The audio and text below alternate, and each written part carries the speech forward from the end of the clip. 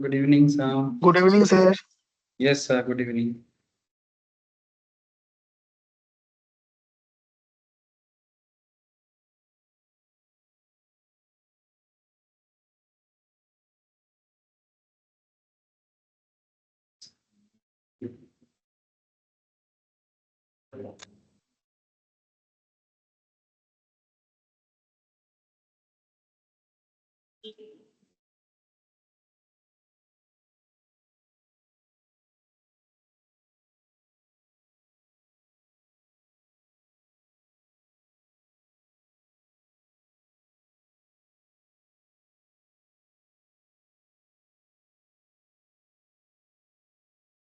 मैं अच्छा बच्चा बन गया था।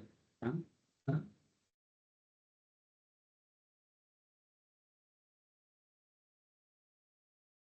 मैं बोला এত ভালো কি করে হলি?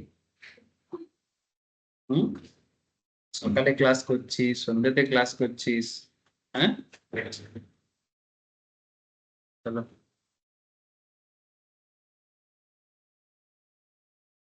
ये सर रिकॉर्डिंग स्टार्टेड। एक बार ऑनलाइन में मुझे कंफर्म करो सर सब कोई। हाँ सर। Okay sir.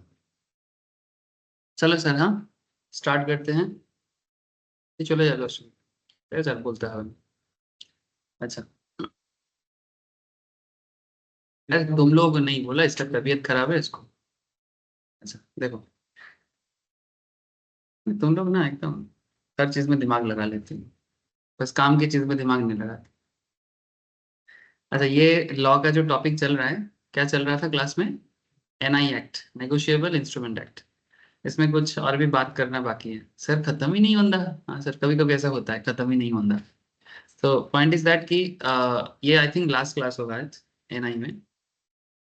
तो नेगोशिएबल इंस्ट्रूमेंट बेसिकली हमें रियल लाइफ में कौन सी चीज को कनेक्ट करता है? लाइक बोलो। मनी एक्सचेंज,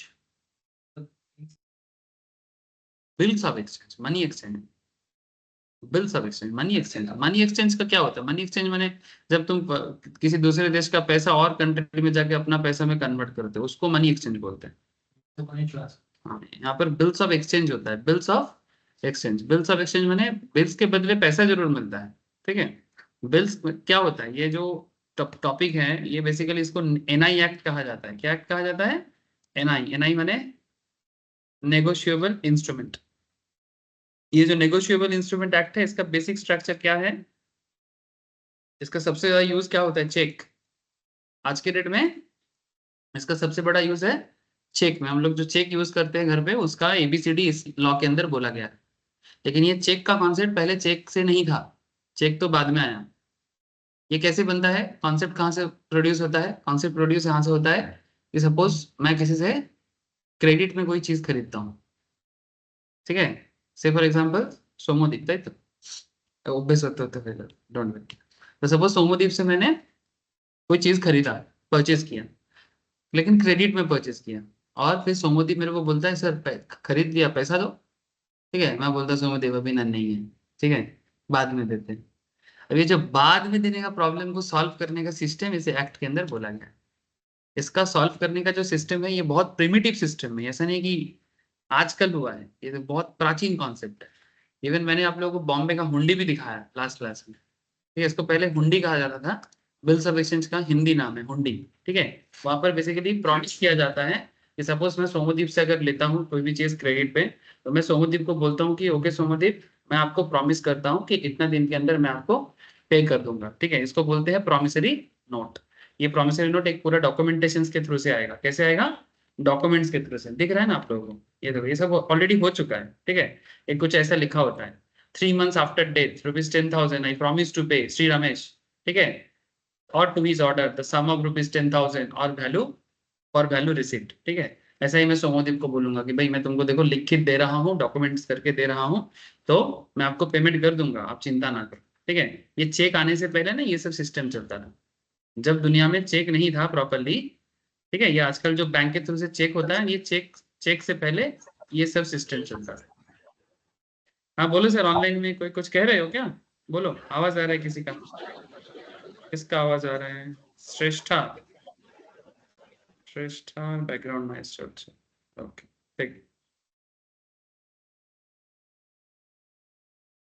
ये सिस्टम, उसके बाद ये सिस्टम का मॉडर्न वर्जन थोड़ा सा और अपग्रेडेशन क्या हुआ बिल्स के थ्रू से, तब सिस्टम थोड़ा बदल गया। अरे थोड़ा बदल गया मैंने बेसिकली क्या है ना, प्रोमिसरी नोट के केस में कॉन्सेप्ट ऐसा था कि जैसे मैंने सोमोदीप से लिया था, तो मैं सोमोदीप को एक सर्टेन अमाउंट पेमेंट करूंगा एक सर्टेन टाइम के बाद। नॉर्मली 3 मंथ्स का टाइम पीरियड चलता था, आज भी ये 3 मंथ्स का कॉन्सेप्ट चलता है। ऐसा नहीं कि पहले चलता था, आज भी 3 मंथ्स का कॉन्सेप्ट चलता है। एक चेक का वैलिडिटी नॉर्मली कितना होता है? घर पे चेक होता है ना, यूज करते हो? हाँ, कभी पापा बोला है बैंक बैंक में जाके चेक जमा करने के लिए, या फिर चेक के थ्रू से बैंक से पैसा उठाने के लिए? कभी नहीं किए? हाँ, पापा के साथ जाके किए, अकेला नहीं भेजा कभी। विश्वास नहीं करता है।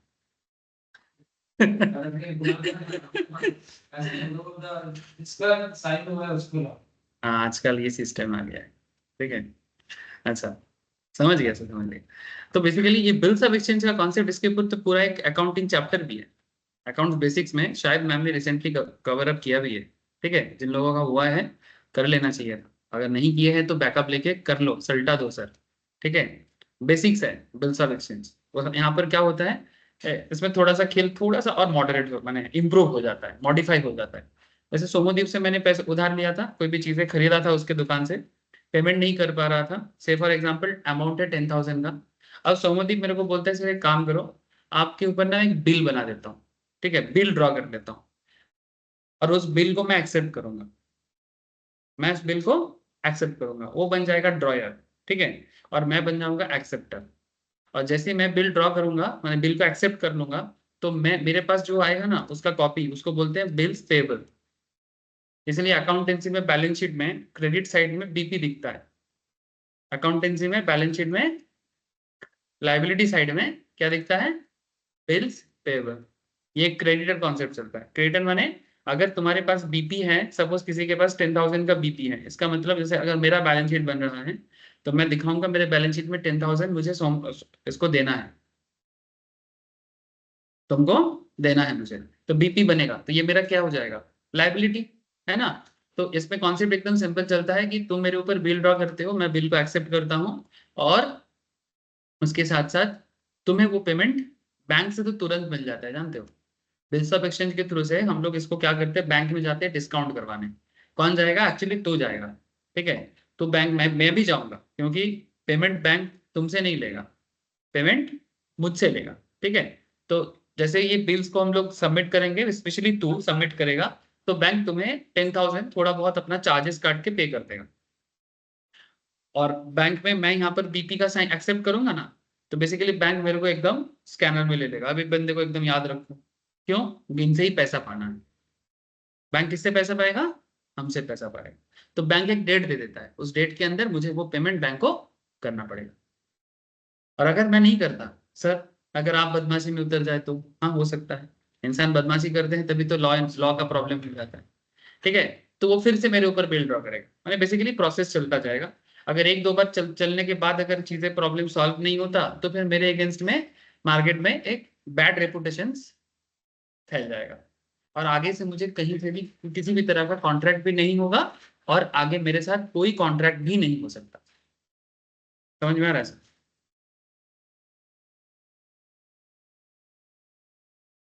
समझ में आ रहा है? आगे क्या होगा, मेरे साथ कोई कॉन्ट्रैक्ट नहीं करेगा, मेरे को एक बैंकरप्टेड बंदा भी बना सकता है। कैसे बना सकता है?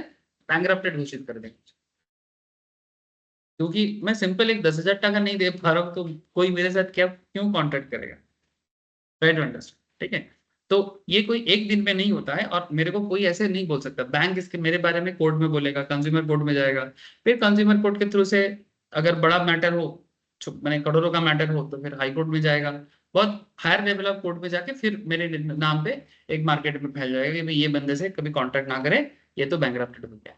और मेरे प्रॉपर्टी से ऐसे नॉर्मली ये सब केस में प्रॉपर्टी का मैटर नहीं आता, लेकिन अगर बड़ा मैटर हो तो प्रॉपर्टी सामने आ जाती है। तो फिर मेरे प्रॉपर्टी का कोई हिस्सा को बेच बाच के बैंक के थ्रू से बैंक्रप्सी फाइल हो जाता है। जो करोड़ों का केस होता है उसमें ये सब चीज देखने को मिलता है। 10-10 हजार के लिए कौन किसका प्रॉपर्टी बेचता है सर? ठीक है, वो बेसिकली मार्केट में एक बदनामी होता है, नथिंग मोर देन दैट। भूल जाओ, और क्या करोगे। बोलो, बोलो क्या है?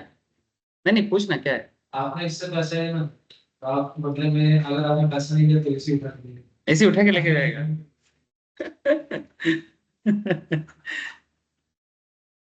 हाँ बेसिकली तब तो लोग झमेला में निकलते हैं ना सर, समझे ना। होता है तब झमेला होता है, मारपीट होता है, जैसे हम लोग देखते हैं रास्ते में जितना झगड़ा झाटी होता है, क्यों होता है? यही सब रीजन होता है पीछे। पैसा दिया था उधार नहीं दिया, रास्ते में देखना दो रिक्शा वाला से, हमारे केस्टपुर में हर एक रिक्शा वाला सब एकदम लाखपति है सब। ठीक है। मैं बताता हूँ क्या करता है। एक एक रिक्शा वाला है, काफी पैसा होता है उनके पास, तो जो थोड़ा रिच रिक्शा वाला है, तुमको देख के नहीं लगेगा कि वो कितना बड़ा रिक्शा वाला है। अब एक रिक्शा वाला ऐसा है, मैं देखा हूँ कि वो मार्केट में हर एक रिक्शा वाला को लोन देता रहता है, और बीच रास्ते में एक रिक्शा वाला दूसरे रिक्शा वाले के ऐसे, जैसे रिक्शा रिक्शा में ठोकता है, ए पेमेंट। ठीक है। रिक्शा चलते चलते, भाई 300 रख, 300 नहीं नहीं 500 का बात है, 300 नहीं रख सकते। फिर वो उसको गाली दे के निकल गया। ठीक है। मतलब समझ लो कि भाई क्या केस है। ठीक है। और ऐसा रोज का खेल जब चलता है तो समझ में आ जाता है ये रिक्शा वाला बेसिकली चलता फिरता बैंक है। सबको ऐसे लोन बांटते हैं, ऐसे ये सब एरिया में ना, नॉर्थ 24 ये सब एरिया में ऐसे अनऑर्गेनाइज बैंक तुमको बहुत मिलेगा। ये बिजनेस है बहुत जगह में, समिति बोलते हैं इसको लोकल भाषा में। क्या बोलता है? समिति। ठीक है। समिति होता है, समिति का मेंबर बनना पड़ता है। फिर तुमको जितना लोन चाहिए उसमें कोई 50,000, कोई 1 लाख, कोई 5 लाख, अपना अपना हिस्सेदारी रखता है। फिर उस हिस्सेदारी के ऊपर बेस करके लोकल में मार्केट में जिसको भी, मान के तेरे को अचानक से जरूरत हुआ 5,000 का, 10,000 का, तो लोन ले सकता है। ठीक है। ऐसे हर किसी को नहीं देता है, जो उनके रैडर में होता है उसी को देता है।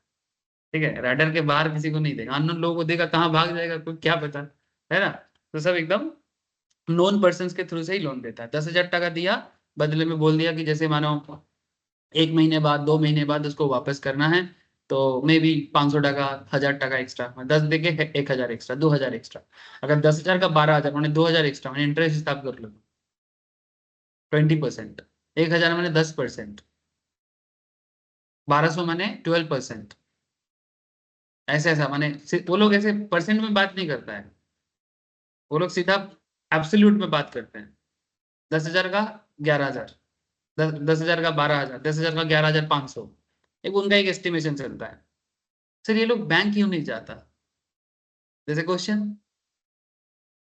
ये लोग बैंक क्यों नहीं जाते, ये सब ऑर्गेनाइज तरीके से तो। हाँ। एक्चुअली बैंक के पास जाके जो लोन लेना है, कोई प्रॉपर पेपर नहीं है, डॉक्यूमेंट्स नहीं है, एसेट नहीं है, बैंक ऐसे कैसे लोन दे देगा? ऐसे बैंकिंग सिस्टम हुआ है। ये सब अनऑर्गेनाइज सेक्टर्स ना बंद हो जाना चाहिए मेरे हिसाब से। क्यों? क्योंकि इसका कोई प्रॉपर सिस्टम नहीं है ना, किसका पैसा कहाँ से आया, कैसे आया, कोई ये नहीं है। तो प्रॉपर बैंकिंग सिस्टम होना चाहिए, पर फिर भी बंद नहीं कर पा रहा है। ऐसे तो already micro finance bank market में आया है, बंधन माइक्रो फाइनेंस, आप लोग नाम सुने हो। बंधन तो अभी कंप्लीट बैंक भी है, और उसका माइक्रो फाइनेंस डिपार्टमेंट भी है। एयू स्मॉल फाइनेंस, नाम नहीं सुना? हाँ, चलता है सर, बहुत जगह में ब्रांच है। अभी काकुड़गाची के एकदम मोड़ में ही एक ब्रांच बना है, एयू स्मॉल फाइनेंस। ऐसे स्मॉल फाइनेंस बैंक अभी मार्केट में बहुत आया है। छोटा मोटा लोन तुमको मिल जाएगा, प्रॉपर पेपर्स के बिना भी मिल जाएगा। इसको बोलते हैं एसएचजी, क्या बोलते हैं? ऐसे सेल्फ हेल्प ग्रुप बनना पड़ता है, एक पूरा कम्युनिटी होते हैं, स्पेशली लेडीज लोगों का ज्यादा चलता है। ठीक है। कम्युनिटी होते हैं, वो लोग कुछ ना कुछ काम करते हैं, एक ग्रुप मिल के जाता है बैंक में। ठीक है। बैंक उनको 1-1 लाख टका लोन देता है। ठीक है। तो 1 लाख टका, 1 लाख के बदले बैंक बैंक उसको एक सूद बोलता है, मे बी 15%, 16%। तो 1 लाख के बदले 15-16 हजार बैंक को वापस करना है। मानो कि तुम 4 महिला का एक ग्रुप बना लो। सर हम लोग महिलाएं नहीं है, गर्ल्स हैं, चलो ठीक है। ठीक है। तो ठीक है, तुम 4 गर्ल्स का एक ग्रुप बना लो, मानो मैं बैंक का मैनेजर हूँ, आ गए मेरे पास तुम लोग, क्या करने आए सर? लोन लेने के लिए आए। ठीक है। लोन का क्या करोगे? किसी का पर्सनल जरूरत है, किसी का बिजनेस का जरूरत है, हो सकता है मानो करेगा, बिजनेस करेगा। हाँ। टेलरिंग का काम आता है, टेलरिंग का काम आता है। हाँ, सिलाई का काम। चल तो फिर सीख ले। ठीक है। अरे अपना फैशन बना सर, आजकल तो यही सब चीज, अपने स्टाइल का चीज बनाएगा, बना के बेचेगा, तो वो उसको बोलते हैं, क्या बोलते हैं, बुटीक बोलते हैं उसको। हाँ। माँ करती है। वाह।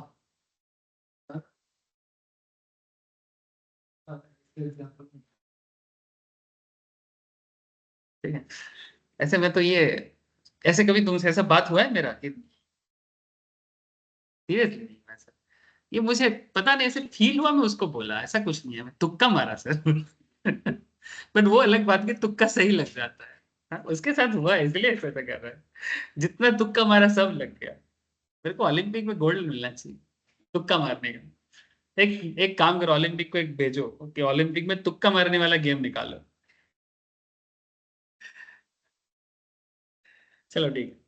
अच्छा, अब मान की चलो तो मानो कि तुम्हारा एक फैशन, अब टेलर बोलेंगे तो लोग अच्छा नहीं लगता।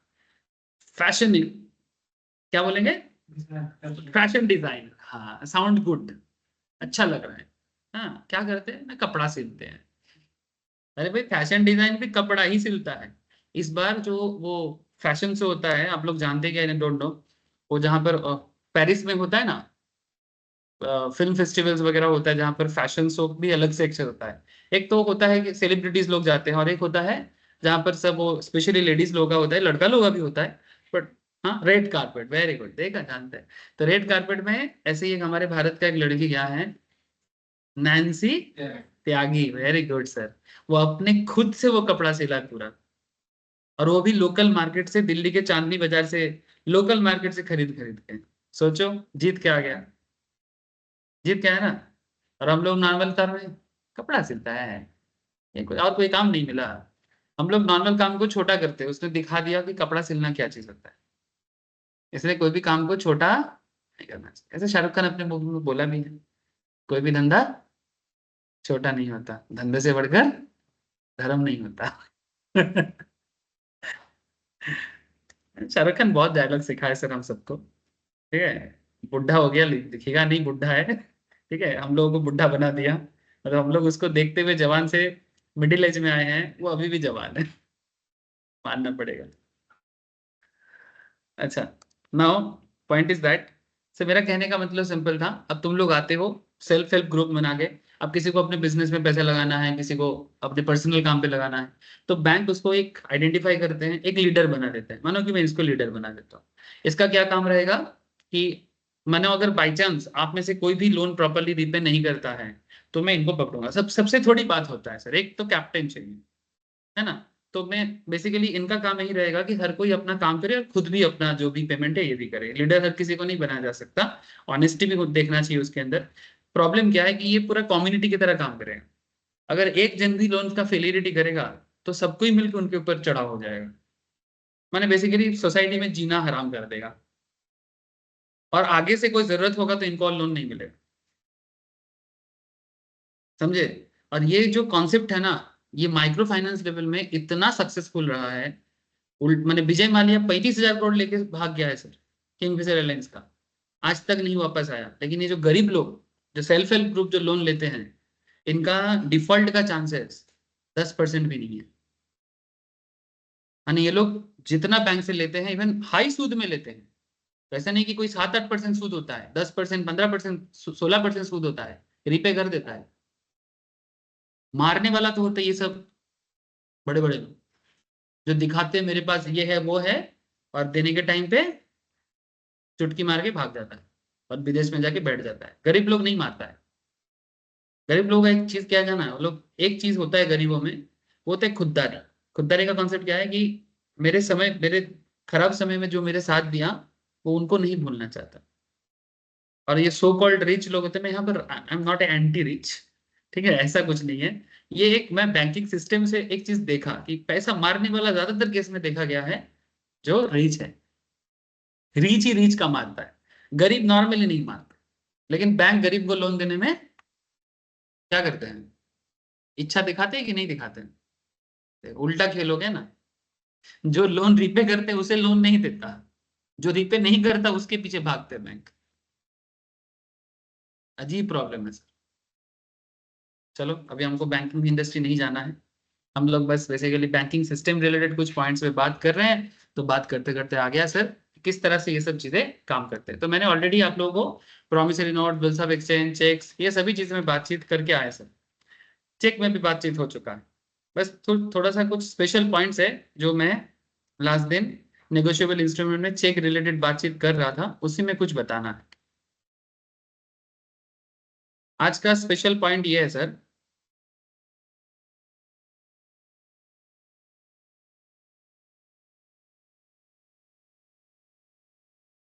Negotiations of negotiable instrument. ऐसे ये जो नेगोशिएबल इंस्ट्रूमेंट, ये नेगोशिएशन शब्द का क्या मतलब होता है? ट्रांसफर। जब हम किसी को चेक प्रोवाइड कर रहे हैं तो बेसिकली चेक ट्रांसफर कर रहे हैं, है ना? तो ये जो नेगोशिएशन है ऑब्वियसली बातचीत से ही ट्रांसफर होता है, ठीक है। लेकिन बैंकिंग सेगमेंट्स में इसे हम लोग क्या बोलेंगे? ट्रांसफर। और इंस्ट्रूमेंट शब्द का क्या मतलब होता है? डॉक्यूमेंट्स। इंस्ट्रूमेंट माने यहाँ पर गिटार हारमोनियम नहीं, इंस्ट्रूमेंट माने डॉक्यूमेंट्स, ठीक है। तो ये कॉन्सेप्ट है नेगोशिएबल ट्रांसफर के बारे में थोड़ा जानना है। एक दूसरा चीज है नेगोशिएशंस का कुछ कॉन्सेप्ट है, मोड ऑफ नेगोशिएशन, इस पे भी बात करना पड़ेगा। डिलीवरी ऑफ नेगोशिएशंस के बारे में भी सेक्शन 46 बात करता है, इस पे थोड़ा सा बताना पड़ेगा। और एक बहुत चहिदा एक पॉइंट है जिसके बारे में सब कोई जानना चाहता है। सर हम लोगों ने तो नहीं बोला कि हम लोग जानना चाहते हैं। सर चाहते हो, देखिए पॉइंट पढ़ने से समझ में आ जाएगा कि क्यों मैंने बोला कि सब जानना चाहता है। देखो पॉइंट पढ़ो, dishonour of cheque for insufficiency of funds in the accounts. हाँ हाँ नहीं बैंक में काम से हाँ, देखा एक्साइटेड हो गया ना बच्चा, सब जानना चाहता है इसलिए बोला। मतलब मेरे बैंक अकाउंट में पैसा नहीं है फिर भी मैं किसी को चेक दे दिया। अब जब चेक क्लियरेंस का टाइम आया अकाउंट में तो कुछ नहीं है, फक्का। इसी को तो बाउंस बोलते हैं, जिसको हम लोग आम भाषा में बाउंस बोलते हैं, इसी चीज को बैंकिंग के भाषा में बोलते हैं डिसऑनर ऑफ चेक्स, ठीक है। आम भाषा में जिसको, साधारण भाषा में जिसको बोलते हैं बाउंस हो जाना, उसी चीज को बैंकिंग भाषा में या नेगोशिएबल इंस्ट्रूमेंट के भाषा में कहते हैं dishonour of cheque for insufficiency of funds. चलो एक काम करते हैं, पॉपुलर टॉपिक है इसी में पहले बात करते हैं। चलो मैं समझ गया, बाकी टॉपिक थोड़ा बोरिंग लग रहा है, ट्रांसफर क्या है ये, लेकिन ये टॉपिक मजेदार है ना? सब जानना चाहता है बोलते ना, जनता जानना चाहता है, जनता ये जो लोग बेसिकली सेलिब्रिटी नहीं क्या बोलते हैं इसको, रिपोर्टर लोग होते हैं, है ना? जनता जानना चाहता है, जनता ने पूछा ही नहीं, उसका मन का अपने अंदर का फालतू का क्वेश्चन है, जनता जानना चाहता है ना? और अपना रिपोर्टिंग बना के फिर जनता सोचता है कि हाँ हम लोगों को जानना है। मैंने बेसिकली आप क्यूरियस नहीं थे, बट ऐसा कर करके आपको क्यूरियस बनाता है और फालतू में टीवी के सामने बिठा के रखता है, और फिर एक खबर सुनाता है और 1000 एडवर्टाइजमेंट दिखाता है। बेसिकली मीडिया चलता है, तो बेसिकली मीडिया चैनल बनाने के लिए क्या करना है? क्वेश्चन करना सीखो। क्या करना सीखो? क्वेश्चन। जर्नलिस्ट तभी बन पाओगे। और सिर्फ जर्नलिस्ट नहीं, जिंदगी में हर चीज में क्वेश्चन करना सीखो, आंसर देना नहीं। जिस दिन क्वेश्चन करना सीख जाओगे उस दिन आंसर भी मिल जाएगा। हमारे देश में प्रॉब्लम ये है कि हम लोग बचपन से हमें सिखाया जाता है कि देखो बच्चा कितना अच्छा जवाब देता है, देखो सब पूछो। प्रॉब्लम एक्चुअली ये गलत सोच है। आंसर कितना अच्छे से दे रहे हो ये बड़ा बात नहीं है, तुम कितना अच्छा क्वेश्चन करते हो यही बड़ा बात है। क्योंकि तुम्हारे मन में जिज्ञासा नहीं आएगा तो फिर क्या सीख रहे हैं? मानो कि जो हम तुमको बता रहे तुम हर चीज में हाँ हाँ हाँ हाँ हाँ, फिर घर जाकर किताब पढ़े और रट के आए, फिर एग्जाम लिया, सब चीज में जवाब दे दिए तो अच्छा स्टूडेंट बन गए? नहीं। अगर कुछ चीजें पढ़ने के बाद तुम्हारे दिमाग में कुछ क्वेश्चन का जन्म नहीं हुआ तो ना तो मैं टीचर और ना तो आप स्टूडेंट। कुछ समझा? सर ऐसे तो आज तक कोई बोला नहीं है। चलो छोड़ो। Dishonour of cheques for insufficiency section 138 से लेके 142 ऑफ नेगोशिएबल इंस्ट्रूमेंट एक्ट में बोला गया है। एक्ट में बोला गया सर, एनआई एक्ट। कब का है ये एक्ट? 1881। सर तो बहुत पुराना है। सर अमेंडमेंट हुआ है सर, ऐसा नहीं है, 1881 से चल रहा है। इसका मतलब ये नहीं कि आपको आदम आदम जमाने का चीज पढ़ाया जा रहा है, चीजों में काफी अमेंडमेंट हुआ है, बदलाव हुआ है। So dishonour of cheque for insufficiency etcetera of funds in the account section 138 कहता है where any check drawn by a person on account of maintained by him with a banker for payment of any amount of money to another person from that account। मतलब simple है, इसको simple करो कि जैसे मेरे को पैसा payment करना है किसी को, ठीक है, चलो स्नैच उसको करते हैं, ठीक है, तो स्नैच उसको मुझे पेमेंट करना है, उससे मैंने कुछ चीजें परचेज किया था। अब जब मैंने स्नेशिस से परचेस किया था, अपने स्नेशिस को क्या करूंगा, पेमेंट करूंगा। अब जैसे ही मैंने स्नेशिस को पेमेंट करने के लिए सोच रहा हूँ, तो मैंने स्नेशिस को एक चेक दे दिया। ठीक है, क्या एक चेक दिया, बेसिकली मैं बोला कि चलो स्नेशिस चेक रखो और बैंक में जाके क्लियर कर देना। तो मैंने चेक दिया और स्नेशिस ने उसको बैंक में दिया। तो नॉर्मली एक चेक को पूरा पूरी क्लियर होने में 3 दिन टाइम लगता है। एक अपडेट है, बोलते बोलते याद आ गया।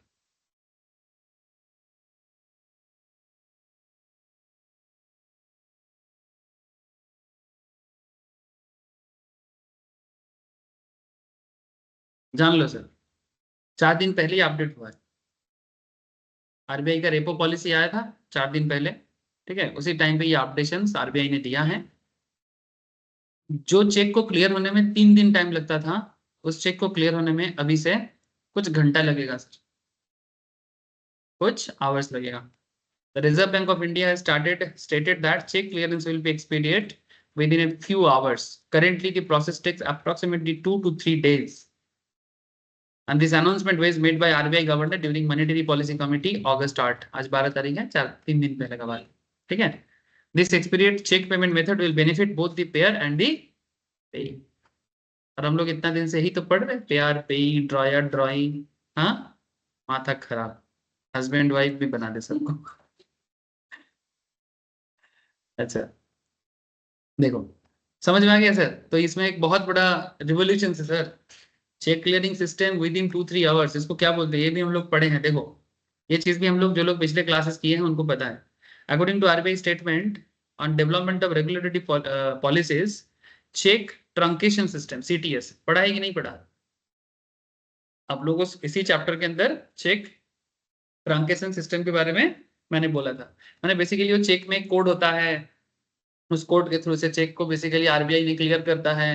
नहीं पढ़ाया? इसी को तो बोलते हैं CTS. Currently process checks with a clearing cycle of up to 2 working days. To improve the efficiency of check clearing and reduce settlement risk for participants and to enhance customer experience, it is proposed to transactions CTS from the current approach of batch processing to continuous clearing with an on realization settlement. Check will be scanned and presented and passed in a few hours and on a continuous basis during business hours. जब तक business hours चलेगा, जब तक bank खुला रहेगा, ठीक है, उस पर्टिकुलर टाइम पीरियड के अंदर जो भी चेक बैंक में जमा होगा, वो हर एक cheque within few hours clear हो जाएगा। बहुत बड़ी बात है सर।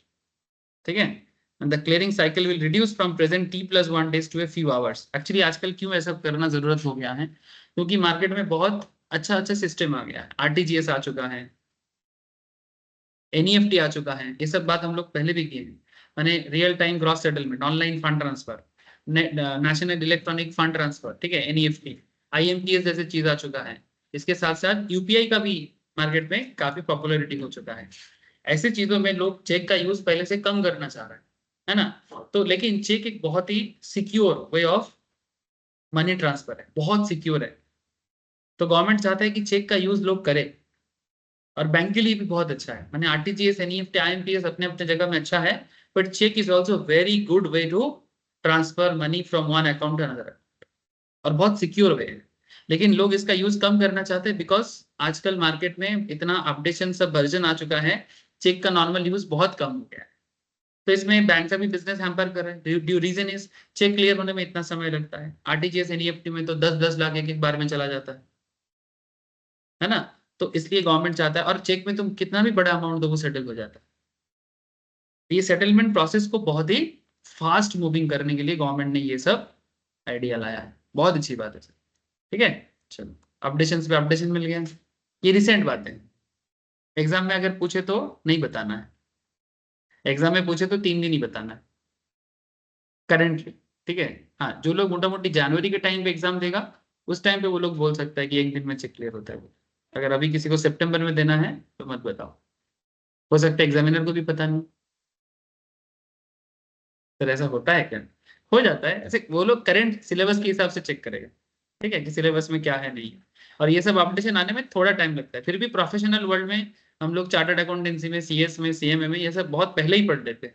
बाकी लोगों को शायद जानते जानते और 1 साल 6 महीने एक्स्ट्रा और लग जाएगा। मैंने नॉर्मल बीकॉम स्टूडेंट्स या इसको जानने में, किताब में, ये लोग अभी भी वही डब्बा किताब, अभी भी बहुत सारे यूनिवर्सिटीज हैं मैं देखा हूँ, उनके किताब इतना पुराना है, लाइब्रेरी से कहाँ कहाँ से किताब उठाते हैं, जहाँ पर चीजें अपडेट ही नहीं है, और बंदा लाइब्रेरी से किताब उठा के पढ़ रहा है, और उसी से एग्जाम दे के 80+ स्कोर भी कर रहा है। माथा खराब। देखना आप लोग स्कूल कॉलेज में कितना सारा लाइब्रेरी है, लाइब्रेरी से किताब देता है कॉलेज, अरे भाई अपडेटेड किताब रख। 2018 का किताब, 15 का किताब, 10 का किताब पढ़ के क्या करेगा बच्चा? और उसी को पढ़ते हैं बच्चा, पढ़ के पास भी हो जाते हैं, और भी अच्छा अच्छा मार्क्स लेके, लेकिन कोई अपडेशन नहीं मिला। क्या करेगा ऐसा पढ़ाई करके? समझ में कुछ आया? हाँ। स्पेशली, स्पेशली क्या बोला? चॉकलेट दुकान? ये तो उसको तू बोल रहा, मेरे को बोल रहा। मैंने तो अच्छा, तू नहीं बोल रहा। अच्छा, अब इस बार बंदर तू है।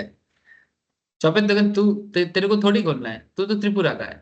ये तो बंगाली, इधर का जो बंगाली वो खोलेगा, तू त्रिपुरा में जाके उधर भी बोल रहा है क्या चौक का दुकान खोलने? पास चल रहा है, हाँ। पास चल रहा है। वहाँ तो बोल रहा है पान की टपरी। किसका? हमारा जो पहला बीजेपी का जो फर्स्ट चीफ मिनिस्टर बना था, हाँ, वहाँ बोला पान की टपरी। पान की टपरी। अच्छा, ये तो डॉली का टपरी कितना फेमस हुआ। अरे डॉली चाय वाला माइक्रोसॉफ्ट का ब्रांड एम्बेसडर बन गया, अंबानी की शादी में आया था। आप लोग भी टपरी बनाओ, आप लोग भी फेमस हो जाओगे। फिर एक दिन देखना। ठीक है। एक दिन आएगा अपना जुकेरबाग, ठीक है।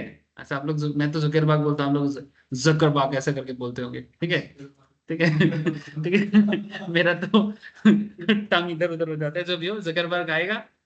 जानते हो ना कौन है जुकेरबाग? हाँ, अरे भाई आप लोगों का पसंदीदा फेसबुक का मालिक, ठीक है, जहां पर सारा दिन फोटो अपलोड करते रहते हो और लाइक चाहते रहते हो। ठीक है। तो फेसबुक का जो मालिक है, वो एक दिन आएगा तेरे पान की टपरी में, फोटो खींचेगा तेरे साथ। क्या बोलता है? हाँ, पान हाँ, वन मिष्टी पान, मीठा पाती। दो पाती चलता है, एक मीठा पाती और एक बंगला पाती और एक बनारस वाला पाती। 3 तरह का चलता है। मीठा पाती जो होता है वो थोड़ा सा, उसमें झाल नहीं होता, और जो बंगला पाती होता है उसमें झाल होता है, मैंने पान के अंदर थोड़ा सा ना तीखापन है। और जो मीठा पाती होता है उसमें वो वाला बात नहीं होता।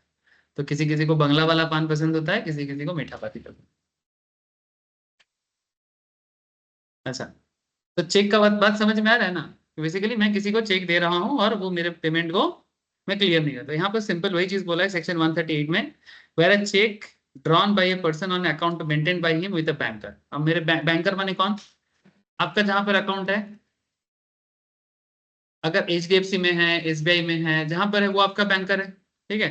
For payment of any amount of money, तो आप किसको दे रहे हो? किसी को कुछ पेमेंट करना है, to another person from that account, ठीक है। सपोज जैसे मुझे स्नेहाशिष को पेमेंट करना है, मेरे SBI अकाउंट से पैसा काट के स्नेहाशिष के अकाउंट में जाएगा चेक के थ्रू से, ठीक है। For the discharge in whole or in part और एनी डेब्ट और अदर लायबिलिटी, किस पर्पस में ये होना चाहिए? मैंने स्नेहाशिष से कुछ क्रेडिट लिया था, कुछ उधार लिया था, इसलिए क्या बोला? फॉर डिस्चार्ज इन होल और एनी पार्ट, या तो पूरा पैसा देना है मुझे, या तो कुछ पार्ट पेमेंट करना है उसे, या कुछ डेब्ट या लाइबिलिटी है। डेब्ट क्या होता है, लाइबिलिटी क्या होता है? कोई समझा सकता है मुझे डेब्ट और लाइबिलिटी में डिफरेंस क्या है? और लाइबिलिटी में? ডেট মানে হচ্ছে যে হচ্ছে আমার থেকে ধারটা পাবে, ঠিক আছে, আমি যাকে টাকাটা দেবো। আর हम्म, লাইবিলিটি लाइबिलिटी। আমার, আর লাইবিলিটি মানে হচ্ছে আমার পুরোটাকে বোঝাচ্ছে, আমার কতখানি লস হচ্ছে, কে কে টাকা পাচ্ছে, কে কে কাকে টাকা দিতে হবে, পুরোটাকে বোঝাচ্ছে। नो सर, नो नो, गलत हो रहा है। थोड़ा सोचो, अकाउंटिंग कॉन्सेप्ट है। कौन बताएगा? ऑनलाइन में ट्राई करो, ऑफलाइन में ट्राई करो। कोई तो मुझे बताए सर डेब्ट और लाइबिलिटी का डिफरेंस। नहीं आपने ट्राई किया Ankita, but it's not okay, नहीं हो रहा है। ठीक से बोलो, डेब्ट और लाइबिलिटी में क्या फर्क है? कौन बताएगा? ক্যাপিটালটাকেও তো বোঝাচ্ছে লাইবিলিটির মধ্যে, তার মানে পুরোটাকে নিয়েই তো বোঝাচ্ছে লাইবিলিটি। এত কঠিন করিস না বাবা, keep it simple, keep it simple, simply समझाओ, मेरे को नहीं पता, समझा दो मुझे। डेब्ट और लाइबिलिटी में क्या फर्क है? ডেট মানে হচ্ছে, তাহলে হচ্ছে ওইভাবে বলা যায়, লাইবিলিটি মানে হচ্ছে দায়, ঠিক আছে, যেটা হচ্ছে আমার মাথার উপর আছে দায়, मैं ঠিক हिंट আছে। दिया। यहाँ पर डेब्ट का मतलब है डेटर। सुन अंकिता सुन, मैं समझ गया तेरा बात, चल हाँ आगे बढ़। सर, डेब्ट refers to borrowed money. Borrowed money refers to liability, sir. जो तुमने borrowed money माने जो तुमने उधार लिया, वेरी गुड, चलो तुमने एक अच्छा लैंग्वेज यूज किया, मेरे को बोलने में हेल्प कर दिया। borrowed money माने मैं किसी से कोई चीज उधार लिया, जैसे कि बैंक से मैं बोरो करता हूँ, तो borrowed money मेरा क्या हो गया? लाइबिलिटी, क्योंकि बैंक मुझे लोन दिया, तो वो मेरा लाइबिलिटी हुआ। मैं जब बैलेंस शीट बनाता हूँ तो बैलेंस शीट में एक कॉन्सेप्ट रहता है सर, क्रेडिटर। तो क्रेडिटर मनी आपका डेब्ट हो गया ना, और एक कॉन्सेप्ट रहता है लाइबिलिटी या लोन, ठीक है? तो लोन और क्रेडिटर में क्या डिफरेंस है? लोन माने लाइबिलिटी, है ना, और क्रेडिटर माने जिनको तुमसे पैसा मिलेगा, है ना। तो यहाँ पर डेब्ट का मतलब है कि मैंने किसी से कोई चीज खरीदा था, बट उसका पेमेंट मेरा बाकी है, मैंने मैं किसी का डेटर हूँ, ठीक है। यहाँ पर डेब्ट कॉन्सेप्ट बेसिकली वहां से आ जाता है जब मेरा नॉर्मल प्रोडक्ट जो मैंने खरीदा था उसका पेमेंट बाकी है, और लाइबिलिटी माने लोन का पैसा बाकी है। ये बेसिक डिफरेंस है। ऐसे दोनों कनेक्टेड टॉपिक है। कई बार हम लोग डेब्ट और लाइबिलिटी को मिक्सअप करके भी बोलते हैं, ठीक है, लेकिन डेब्ट बेसिकली मेरे क्रेडिटर के सामने मेरा हो जाता है, जिनसे मैंने उधार लेके बिजनेस किया। प्रोडक्ट कस्टमर से प्रोडक्ट लेते हैं ना, कस्टमर से मैंने सॉरी दुकानदार से प्रोडक्ट क्रेडिट में लेते हैं, फिर मार्केट में बेचते हैं, तो उसका पेमेंट अगर बाकी रह गया तो मैं बोलूंगा मेरा डेब्ट है। और बैंक से मेरा लोन है तो वो मेरा लाइबिलिटी। ये बैंक से भी हो सकती है, कोई इंडिविजुअल से भी हो सकता है।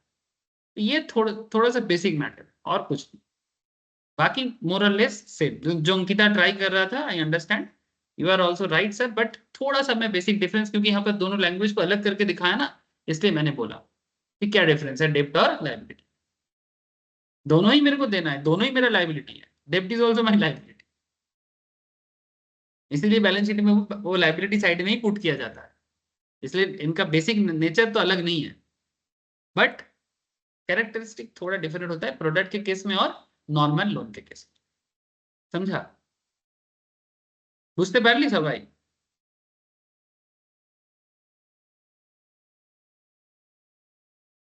हेलो, ऑनलाइन में समझ में आया सबको? बोलो sir. Yes sir. Yes, sir.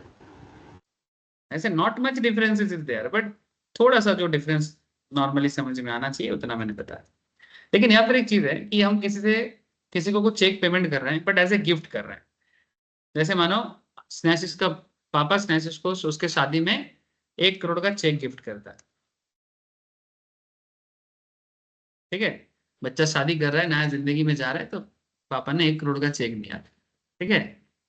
तो अब मानो 1 करोड़ का चेक तो दिया, पर पापा ने अकाउंट में पैसा नहीं जमा किया, तो पापा का चेक हो गया बाउंस।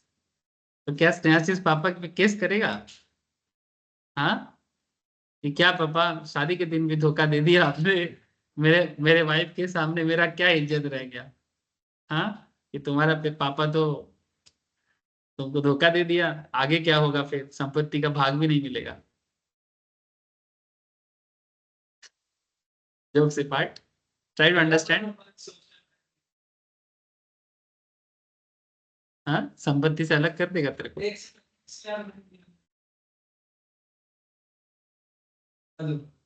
फर्क पड़ता है तेरे को? क्या सब मन में पालता है? तेरे को लगता है ऐसा? फालतू बक रहा है, चुप रहे, ठीक है। हाँ हाँ, मैं समझ गया सर, ठीक है।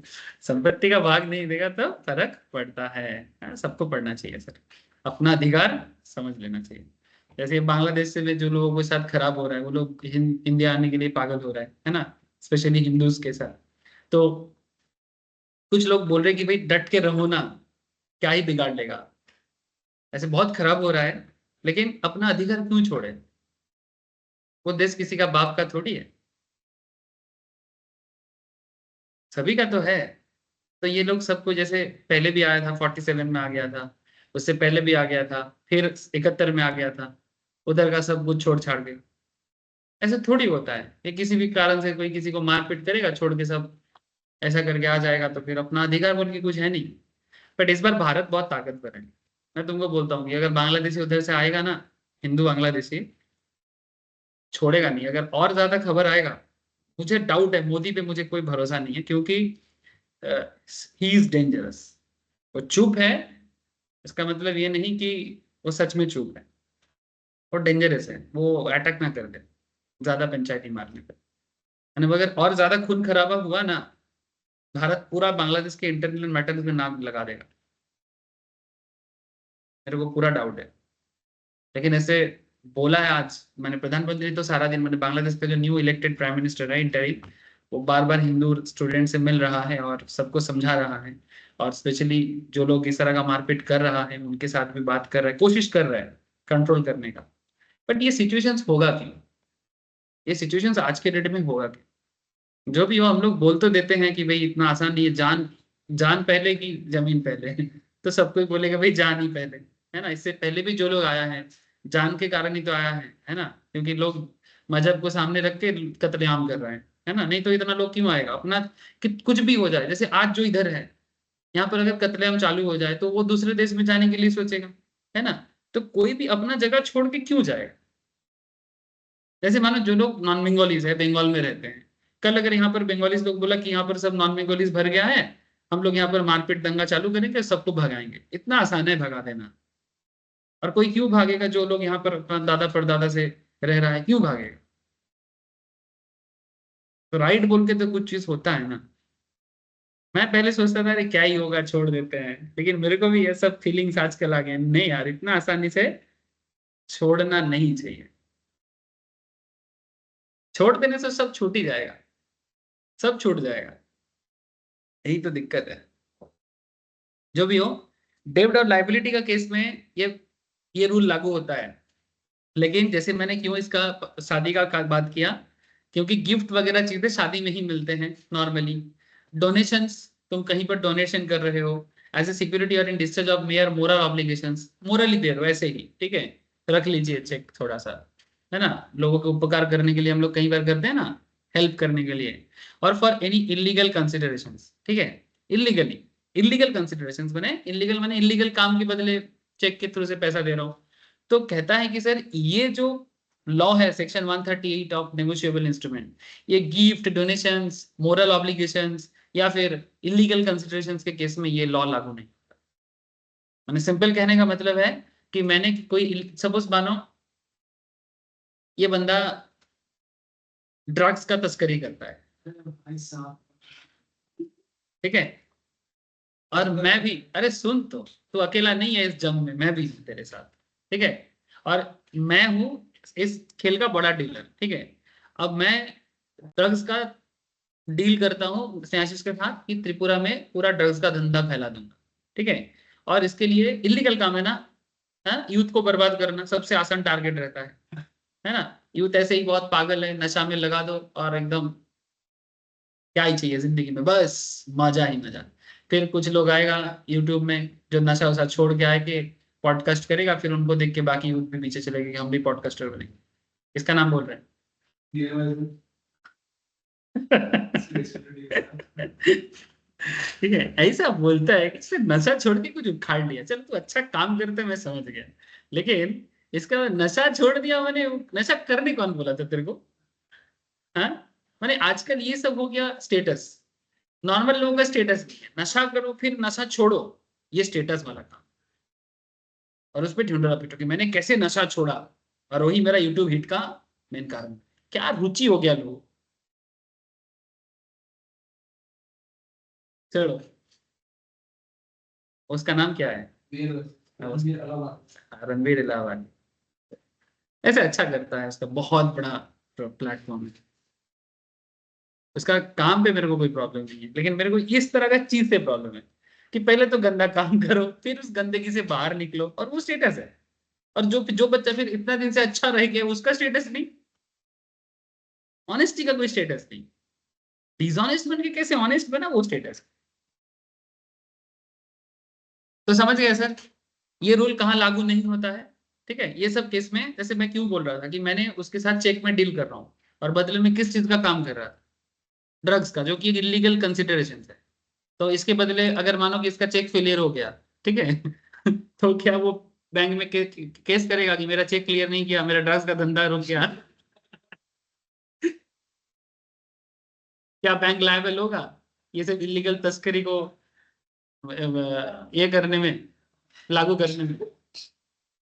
समझ में आ रहा है ना? गिफ्ट के केस में क्यों बोला?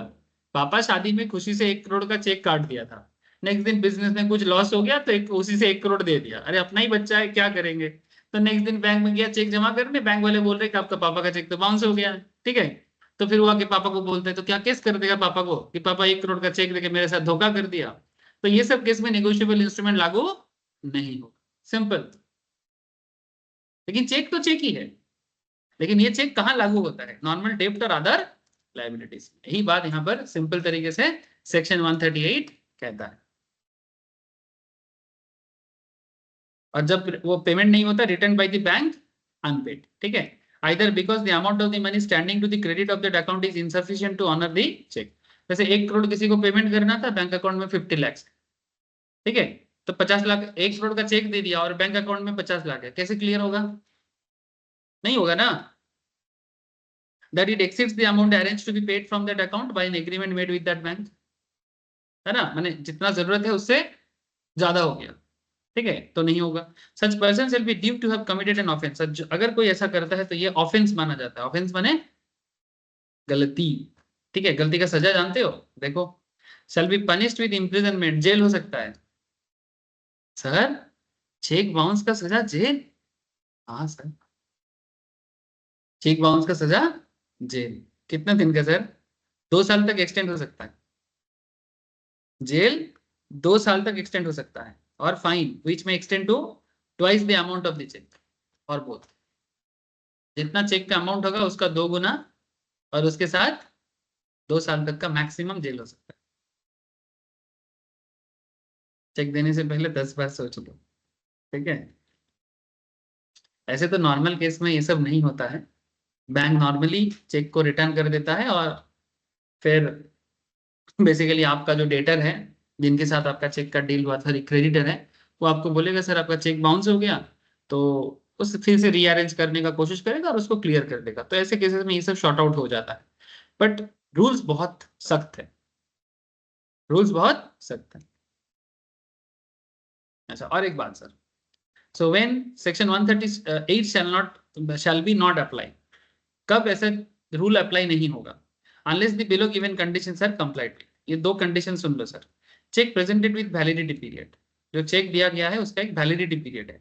The check has been presented to the bank within a period of 3 months from the date on which it is drawn, or within the period is its validity, whichever is earlier. Deemed for payment through the notice, deemed for payment through the notice, the pay माने जिसको payment मिलेगा, है ना, or the holder in due course of the check, as the case may be, makes a demand for payment of the said amount of the money by giving a notice in writing to the drawer of a check within 30 days of the receipt of information by him from the bank regarding the return of the check as unpaid. And और एक case क्या है? failure of drawer to make payment, the drawer of such check fails to make payment of the said amount of money to the payee, or as the case may be, to the holder in due course of the check within 15 days of the receipt of the said notice. ये जो 3 conditions यहाँ पर बोला गया है, इस तीनों conditions को छोड़ के बाकी केस में वो रूल लागू हो जाएगा। मैं इस केस को समझाने के लिए आपको एक एग्जांपल्स देता हूं और समझाता हूं ये तीनों केस में एक्चुअल में बोला क्या, ठीक है। इसमें और एक चीज सुन लो, for the purpose of this sections, डेब्ट और other liability means legally enforceable डेब्ट और अदर लायबिलिटी, जिस पे मैं एक्चुअली बात कर रहा था। लीगली एनफोर्सेबल माने अगर किसी से मुझे पैसा पाना है, जैसे मानो मैंने किसी को रेंट पे रखा, ठीक है, और वो मेरे को पेमेंट नहीं दे रहा है, ठीक है, तो क्या मेरा लीगल लायबिलिटी माने नहीं है कि मैं उनसे पेमेंट ले सकता हूँ, है ना? ये हो गया ना लीगली एनफोर्सेबल डेब्ट, समझ में आ रहा है ना? अच्छा, therefore we may conclude that complaint can be filed after 45 days of dishonor of the check, that is 30 days of the notice period plus 15 days of the receipt of the said notice। माने total 45 दिन का एक time period होता है complain करने के बाद। After 45 days of dishonour of the cheque, माने चेक डिसऑनर के 45 दिन, चेक जिस दिन बाउंस हुआ उसके बाद आपको 45 दिन का टाइम मिलता है। 45 डेज कैसे? 30 days of notice period, normally 30 दिन का एक नोटिस पीरियड होता है, उसके अंदर पेमेंट अगर कर दिया तो झमेला खत्म। इसके बाद और 15 दिन of the receipt of the said notice, माने नोटिस पीरियड 30 दिन का और 15 दिन नोटिस मिलने के बाद और 15 दिन दिया जाता है। टोटल 45 डेज का एक गैप आपको मिलता है। ये पूरा क्लैरिटी कर देगा। अगर फिर भी आप नहीं करते हो तो फिर जाके वो जेल वगैरह का केस लागू हो जाता है। अब इसका एक एग्जांपल यहाँ पर दिया है फॉर इजी अंडरस्टैंडिंग, आप चीज को समझ लेकर। एक इशूड है post dated check. Post dated check क्या होता है सर? पोस्ट डेटेड माने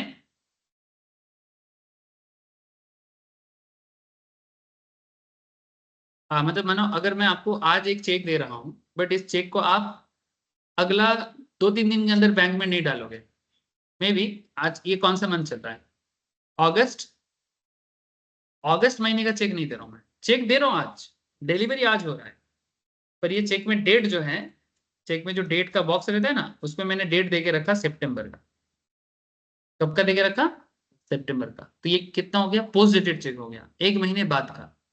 तो ये चेक बैंक में क्लियरिंग के लिए आप सितंबर में ही डालोगे, कम से कम सितंबर का जो डेट से ये डेट एक्चुअली मेरा ड्यू हुआ है। अगर मेरा चेक सितंबर का 1 तारीख का डेट दिया हुआ है तो आप 1 तारीख में ही ये चेक डालोगे, उससे पहले ये चेक बैंक क्लियर नहीं कर सकता। That means is very simple कि 1 सितंबर से पहले मेरे बैंक अकाउंट से पैसा नहीं काटेगा। अगर मानो कि कोई किसी को बहुत जल्दी है और अगस्त में एक चेक को जमा करता है और वो बोलते हैं कि चेक तो तुमने दिया था वो क्लियर नहीं हुआ, अरे भाई पोस्ट डेट दिया है, डेट तो देख ले। समझा? ऐसे चेक को क्या बोलते हैं? Post dated cheque. तो देखो, जैसे आजकल तो ईएमआई ऑप्शंस आ गया है, आजकल बहुत टेक्नोलॉजी इंप्रूव हो गया। आजकल बोलते हैं ईसीएस सिस्टम। क्या बोलते हैं? ECS, electronic clearing system. But आज से अगर आप, ज्यादा नहीं, 6-7 साल पुराना बात कर रहा हूँ, अगर कहीं पर आपको क्लियरिंग सिस्टम चलाना है तो क्या चलता था जानते हो? सपोज आपको किसी जगह में कुछ पेमेंट करना है, लेकिन आपके पास अभी पेमेंट अमाउंट नहीं है। से फॉर एग्जाम्पल आपको कहीं पर पेमेंट करना है 30,000, ठीक है? जैसे मेरे साथ एक हुआ था, एक 30,000 का मैंने एक ट्रीटमेंट लिया था एक जगह से। तो मैं बोल रहा था 30,000 कैश इमीडिएट पेमेंट करना थोड़ा पॉसिबल नहीं होगा, अगर कुछ 50-50 कर देते या फिर एटलीस्ट 1 मंथ का एक दे देते। तो उन्होंने मेरे पास एक और ऑप्शन रखा, 30,000 को बढ़ा के बोला कि ठीक है, तब आपको डिस्काउंट नहीं मिलेगा, 35,000 का अमाउंट रहेगा, आप इसको पोस्ट डेटेड चेक पे करो। तो क्या होता है post dated check? Post dated check में क्या होगा कि मेरे को उनको चेक पेमेंट करना है। जैसे मानो अगर मैं अगस्त में सर्विस ले रहा हूँ तो उनको मुझे चेक देना है, कब का? सितंबर का या अक्टूबर का। उन्होंने बोला 3 चेक दे दो आप इंस्टॉलमेंट में। तो 3 चेक, सितंबर का, अक्टूबर का, नवंबर का, 10-10-10 या 35 के लिए जितना होता है उतने अमाउंट। और वो जैसे जैसे सितंबर, अक्टूबर, नवंबर होगा चेक को जमा करेगा और पेमेंट को क्लियर करेगा। और मेरे को सितंबर में जितना अमाउंट होता है जमा रखना है। अगर 30,000 का बात है तो सितंबर में मेरे अकाउंट में 10 होना चाहिए, अक्टूबर में 10 होना चाहिए, नवंबर में 10 होना चाहिए। क्योंकि वो बार बार चेक जमा करेगा, अगर मेरे अकाउंट में पैसा नहीं होगा तो बाउंस हो जाएगा। और बाउंस के कारण सबसे बड़ा प्रॉब्लम मुझे ही होगा, उनको कुछ नहीं। उनको तो बस उनका पेमेंट नहीं मिलेगा, उनका उसका चिंता है। लेकिन इसका जो पेनल्टी या एवरीथिंग है वो किसके ऊपर लागू है? मेरे ऊपर लागू होगा। बात समझ में आ रहा है? तो आजकल ये सिस्टम कम हो गया है, आजकल आ गया ईसीएस। कुछ समझ में आ रहा है? आजकल क्या आ गया? ईसीएस। आप किसी जगह से कोई सर्विस लोगे और आपको ईएमआई में पे करना है तो आपको सीधा इलेक्ट्रॉनिक क्लियरिंग सिस्टम में डाल देगा, आपसे चेक लेगा, लेकिन आपको कोई ऐसे क्रेडिट कार्ड सिस्टम के अंदर लाएगा या फिर बैंक के अंदर एक ऐसा लोन ईसीएस क्रिएट करेगा, जैसे जैसे जैसे एवरी मंथ हिट होगा ना आपके बैंक अकाउंट से ऑटोमेटिक वो अमाउंट कट जाएगा। भले ही आपके अकाउंट में पेमेंट अपने अमाउंट नहीं रहेगा तो फिर वो भी एक प्रॉब्लम, वो भी चेक जैसे ही इंपैक्ट करता है। आजकल ये सिस्टम चलता है। पहले तो चेक देना पड़ता था तब जाके ईसीएस लागू होता था, आजकल चेक बिना देके भी ईसीएस लागू हो जाता है। हाँ, कई बार सेफ्टी के लिए चेक ले लेता है कि बाई चांस अगर ईसीएस सिस्टम काम नहीं किया तो चेक से ले लेगा। समझ में आ रहा है सर? ये सब मैं रियल लाइफ यूज बता रहा हूँ आपको। ये सब का इम्पैक्ट जानोगे तो फिर अपना जिंदगी बहुत सिंपल हो सकता है। नहीं तो अचानक से कहीं जगह में जाओगे, चेक देना है, देना चाहिए कि नहीं देना चाहिए, अगर आपको नॉलेज रहेगा तो आप इजीली उस चीज को कर सकते हो। नहीं तो कोई कुछ भी समझाएगा, आप बोलेगा आपको समझ में नहीं आ रहा है। एक काम करते हैं, हम जुगाड़ करते हैं पैसा, 3 दिन से उनके पास जाना है। अरे भाई जब फैसिलिटीज दे रहा है तो ले ले, है ना? लेकिन लैक ऑफ नॉलेज के कारण फैसिलिटीज भी हम लोग नहीं ले पाते।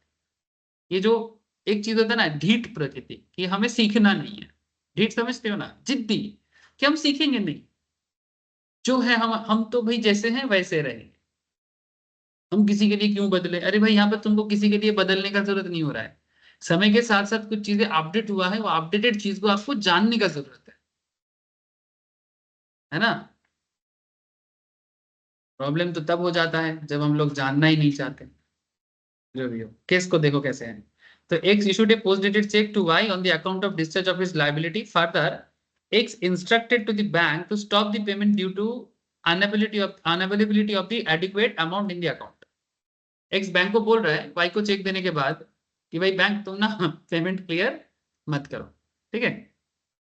Here, in this instance, one इस केस में section 138 of the act is attracted as when a check is dishonored, ठीक है। जब एक चेक डिसऑनर होता है माने बाउंस होता है on account of stop payment. अब चेक तो डिसऑनर हो गया क्योंकि पेमेंट तो बैंक के तो बैंक को मैंने एक्स ने बोल दिया तुम क्लियर मत करना क्योंकि मेरे अकाउंट में पैसा नहीं है। Instruction sent by the drawer to his banker, यहाँ पर ड्रॉयर ने अपने बैंकर को बोला, अगर अगर बैंकर का अकाउंट स्टेट बैंक में है तो स्टेट बैंक को बोला, एक्सिस में है तो एक्सिस को बोला, आईसीआईसीआई में तो आईसीआईसीआई को बोला, एचडीएफसी में तो एचडीएफसी बोला। आपको समझ में आ गया ना बैंकर कौन होता है, ठीक है। तो आप अपने बैंकर को बोले कि भाई मेरा पेमेंट रोक दो। In respect of post-dated check, irrespective of the insufficiency of funds in the account, a post-dated check is deemed to have been drawn on the date it bears, and the 3 months period for the purpose of section 138 is to be counted from the date. So X will be liable for dishonor of a check. Once check is issued by the drawer, a presumption under section 139 must follow. माने भले ही post-dated check था, अब तुम बोलेगी payment रुकवा दो, तो इसको अभी सेम कॉन्सिक्वेंस आएगा, माने इसे भी डिसऑनर माना जाएगा और जो चीज सेक्शन 130 में बोला है वही चीज लग जाएगा। और ये प्रिजम्पशन है, we cheque dishonour. Post dated cheque तो क्या होगा, तुमने पेमेंट डेट में रोक दिया ना तो उसे भी फेलिडिटी ही माना जाएगा। माने तुम तो किसका समझ प्रॉब्लम को समझो, पेमेंट के डेट में तुम फोन करके बैंक को बोल रहे हो कि पेमेंट मत करो रुकवा दो, और अगर तुम बैंक को फोन करके ना बोलते बैंक बेसिकली पूरा प्रोसेस करता और बैंक अल्टीमेटली देखता कि अकाउंट में पैसा नहीं है और उसके लिए बैंक आपको एक चार्जेस करके और उसको डिफॉल्ट करता। लेकिन इस चीज में क्या बोल रहे हैं कि बाय डिफॉल्ट अगर पेमेंट का आपने पोस्ट डेटेड चेक किसी को दे दिया तो सेम डेट पे अकाउंट में पैसा रखो, भले ही तुम बैंक को फोन करके बता रहे हो कि भाई मेरा पेमेंट रुक देना, मैंने तुम अच्छा बच्चा बन के दिखा रहे हो तो देखो मैं बैंक को बोल दिया, लेकिन भाई तुम्हारा फर्ज था पेमेंट जमा करना। इसलिए ये चीज बोल रहे हैं कि एक post dated cheque is deemed का मतलब क्या होता है, मान लेंगे to have been drawn on that date it bears and the 3 months period for the purpose of section 138, माने जिस दिन का ड्राइंग डेट है उस दिन से 3 मंथ टोटल वैलिडिटी पीरियड है, उस 3 मंथ के अंदर पूरा चेक क्लियर हो जाना चाहिए। और जिस दिन पेमेंट क्लियर के लिए जा रहा है, ठीक है, उस टाइम पे आपके अकाउंट में पैसा होना चाहिए, भले ही वो पोस्ट डेटेड चेक ही क्यों ना हो, मतलब वो नॉर्मल चेक की तरह ही बिहेव करना चालू कर देगा। और उसमें भी same penalty according to section 138 of the act, dishonour of a cheque is a criminal offence. कैसा ऑफेंस है ये, क्रिमिनल ऑफेंस है, बहुत बड़ा गलती है। मैंने लोगों को मैंने वो बोलते हैं ना चने के झाड़ पे चढ़ा के, चना झाड़ तो होता है ना, चने के झाड़ पे चढ़ा जा सकता है नहीं ना। तो प्रॉब्लम क्या है कि तुमको पेमेंट का दिलासा देके और पेमेंट ना करना, ऐसा करके बिजनेसमैन अगर बिजनेस करता है तो बिजनेस कम्युनिटी से लोगों का भरोसा उठ जाएगा, है ना। नहीं समझे, मानो कि तुमको किसी को पेमेंट करना है, तुम बार बार चेक दे रहे हो और चेक को बाउंस कर रहे हो, तो इस तरह से तो पूरा बिजनेस कम्युनिटी का तो एक मैंने आदत हो जाएगा टोपी पहना का, तो घुमाओ भाई, इस बार नहीं देंगे अगले बार देंगे, अगले बार नहीं उसके अगले बार देंगे, ऐसे थोड़ी चलता है बिजनेस। बाकी तो बोलो बाकी है, हाँ तो बोलो हाँ, ना तो बोलो ना, डील को एकदम पक्का करो।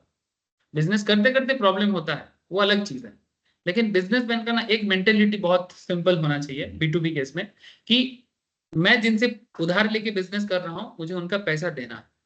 ज्यादातर केस में क्या होता है ना, हम लोग पहले जैसे ही रोजगार होना चालू हो जाता है अपना मस्ती में सारा पैसा गवा देते हैं और फिर बोलते हैं भाई इस बार नहीं हो पाएगा। कौन बोला था पार्टी करने, कौन बोला था तुमको रॉयल एनफील्ड खरीदने के लिए अभी, हाँ, घर पे 4 चक्का भी खरीदने का क्या जरूरत था, पैसे दूसरे का पेमेंट का, दूसरे का पैसा उधार रखे अपना मस्ती मार रहे हैं, क्यों नहीं करना चाहिए। ये थिक्स है, ये थिक्स है।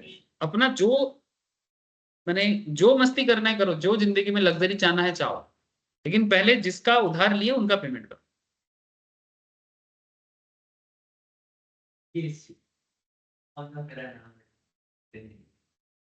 बात समझ रहे सर, ये प्रॉब्लम कहाँ होता है, इसलिए रूल को भी इसी तरह से बना के रख रहा है ना। रूल भी तो वही कहना चाहता है कि उधार लेके बिजनेस करो, उधार का जो पेमेंट है वो पहले करो, बाद में तुम अपना जो भी मस्ती मारना है मारो। मस्ती इन द सेंस वही लग्जरीनेस, है ना। लोगों का पेमेंट बाकी रख के आईफोन लेके घूम रहा है, जलन तो होगा ना भाई, मेरा पैसा बाकी है पेमेंट कर, नहीं आईफोन लेके स्टाइल मार रहा है, बाद में तेरा स्टाइल मार लेना भाई, पहले जिसका पैसा बाकी रखा है पेमेंट कर। नहीं समझे, ये खुददारी और इस तरह का एथिक्स बिजनेस में होना जरूरी है। इसीलिए ना कुछ लोग बिजनेस में फेलियर होते रहते हैं और फिर बोलते हैं बिजनेस हमसे नहीं होता है। अरे बिजनेस नहीं होता है, नहीं, तुमसे एक्चुअली क्या नहीं होता, जो बेसिक एथिक्स है वो नहीं होता है, इसलिए तुमसे बिजनेस नहीं होता है। क्या समझा, समझे कि नहीं आया, हाथ हो जाते हो तुम लोग। मैं क्या थोड़ा सा आम जिंदगी से एग्जाम्पल उठाता हूँ, खो गए, सोचने लग गए कौन ऐसा किया है, किसके साथ किया है क्या मैं किसी के साथ ऐसा कर रहा हूँ कि नहीं कर रहा हूँ, बहुत कुछ दिमाग में ख्याल आता है। समझ में आ गया। फिर 138 एज वेल एज 139 ऑनलाइन में थोड़ा पूछ लेते हैं बच्चे लोगों को। ओ सर बोलो, समझ में आया कि नहीं आया? Yes sir. ठीक है sir. Presumption in favour of holder, जैसे when a cheque is dishonoured it shall be presume माने मान लेंगे, unless the contrary is proved that the holder of a check received the check of the nature referred in section 138 for the discharge in whole or in part or any debt or other liability. Presumption prescribed here is a reputable presumption, as the provisions clearly provides that the person issuing the check is at liberty to prove to the contrary. The effect of this presumption is to place the evidential burden on the accused. कहने का मतलब है presumption in favor of holder माने जिसके पास check होगा, जो check को hold कर रहा है, ठीक है, उनके ऊपर ही हमेशा एक दबाव रहता है कि क्लियरेंस का, ठीक है, यही चीज यहाँ पर बोल रहे हैं। The effect of this presumption is to place the evidential burden on the accuse, माने जो क्लियर नहीं कर रहा है, तो होल्डर पे ही नॉर्मली दबाव रहता है ना क्लियर करने का, जो चेक को होल्ड कर रहा है। अगर मेरे पास चेक है तो फिर मैं किसी को चेक को इंडोर्स कर रहा हूँ, तो ऑटोमेटिक बात है कि भाई मेरे को ही क्लियर करना, वही बात कर रहा है मैंने, cheque is dishonoured it shall be presumed unless the contrary is proved that the holder of a check received the check of the nature referred in section 138 for the discharge in whole or in part. Presumption prescribed here is reputable presumption, as the provisions clearly provide that the person issuing the check is at a liberty to prove the contrary. Contrary माने opposite, ठीक है, माने अगर मैं check issue कर रहा हूँ, इसके ऑपोजिट में अगर कोई कारण है चेक डिसऑनर होने का, तो वो प्रूफमेंट मेरे पास रहेगा कि भाई मेरे अकाउंट में पैसा है, बट देयर आर सर्टेन दूसरा कारण है जिसके कारण चेक क्लियर नहीं हुआ, तो फिर आप प्रूव कर सकते हैं। कई बार बैंक के अपनी गलती के कारण भी चेक क्लियर नहीं होता है, तो उसका दाय कौन लेगा? उसका दाय तो फिर बैंक को लेना पड़ेगा। लेकिन नॉर्मली चेक किसी भी कारण से चेक क्लियर ना हो, सबसे पहले किसके ऊपर आरोप आ जाता है? जिसने चेक इशू किया। उसी बात को यहाँ पर इन फेवर ऑफ होल्डर के बारे में, इसलिए presumptions in favour of holder के बारे में बात हो रहा है। और जो इशू करता है नॉर्मली उसके ऊपर आरोप आता है, लेकिन वो उसके कॉन्ट्ररी में बात कर सकता है। अगर वो सही है तो क्यों नहीं कर सकता? अगर तुम सही हो तो फिर क्यों नहीं बात कर सकते कि भाई तुम्हारे अकाउंट में पैसा है? जैसे एक बार मेरे साथ भी ऐसा हुआ था, मेरे अकाउंट में पैसा है, मेरा एक कुछ लोन चल रहा था और लोन का पेमेंट क्लियर नहीं हुआ, तो फ्रॉम बैंक साइड ये प्रॉब्लम था। तो मैंने बोला मेरे अकाउंट में सफिशिएंट बैलेंस है, आप लोग पैसा क्यों नहीं काट रहे हो? काटो। मैं फोन कर करके तंग हो गया, ठीक है, कि मेरा अकाउंट से बैलेंस काटो, आप लोग काट नहीं रहे हो, और मेरे को मैसेज आ रहा है कि your cheque is bounced, your account is ये प्रॉब्लम वो प्रॉब्लम करके मेरे को मैसेज आ रहा है। तो मैं बैंक को फोन किया, मैंने कैसे बाउंस है, और ऊपर से मेरे को 1 महीने का पेनल्टी लगाया। बोले पेनल्टी क्यों लगा रहा हो, मेरे अकाउंट में बैलेंस है, आप चेक करके जाओ। मेरे को फोन आता है बहुत दिन बाद, फिर मैंने बकायदा बैंक में जाके झगड़ा करके आया, फिर मैं बोला नेक्स्ट मंथ के बैलेंस में आप मेरा ये जो पेनल्टी काटा ये एडजस्ट करो। फिर बोलता है ठीक है हम लोग हेड ऑफिस में बात करते हैं, ये करते हैं वो करते हैं, ठीक है। फिर लास्ट में किया, क्योंकि मैं बार बार बोला गलती मेरे साइड से नहीं था, आप लोग के साइड से था, क्यों आप लोग ऐसे कर रहे हो? तो ये है आज का सबसे इंटरेस्टिंग पार्ट, डिसऑनर वाला पार्ट, ठीक है। और जो बोरिंग पार्ट है, ठीक है, इसको भी थोड़ा बता देते हैं सर, क्या है ना, बोरिंग पार्ट भी जरूरी है जिंदगी में। जो बेसिकली मैं स्टार्ट करने जा रहा था, बट ऋषिता ने थोड़ा सा मुझे बोला नहीं सर इंटरेस्टिंग पार्ट से स्टार्ट कर, नहीं तो लॉ हम लोग को ऐसे ही नींद आ जाता है, और ऊपर से नेगोशिएबल इंस्ट्रूमेंट में तो नींद और ज्यादा आ रहा है, ठीक है। क्योंकि यहाँ पर ना ज्यादा वो रिलेशन वाला बात नहीं है, कॉन्ट्रैक्ट में कंपनीज में ना थोड़ा सा चलता रहता है। यहाँ पर तो ऐसा नहीं है ना, रूल्स है, बैंकिंग सिस्टम है ना, चेक ये वो, ड्रॉयर ड्रॉई, फेवर फेवर, माथा खराब हो रहा है। समझ गया सर। अच्छा, one of the essential characteristic of negotiable instrument is that it is freely transferable from one person to another. जैसे चेक हम लोग किसी को भी दे सकते हैं ना, फ्रीली ट्रांसफरेबल है। The rights in a negotiable instrument can be transferred from one person to another by negotiations. According to Section 14 of the NI Act, when a negotiable instrument is transferred to any person with a view to constitute the person holder thereof, the instrument is deemed to have been negotiated.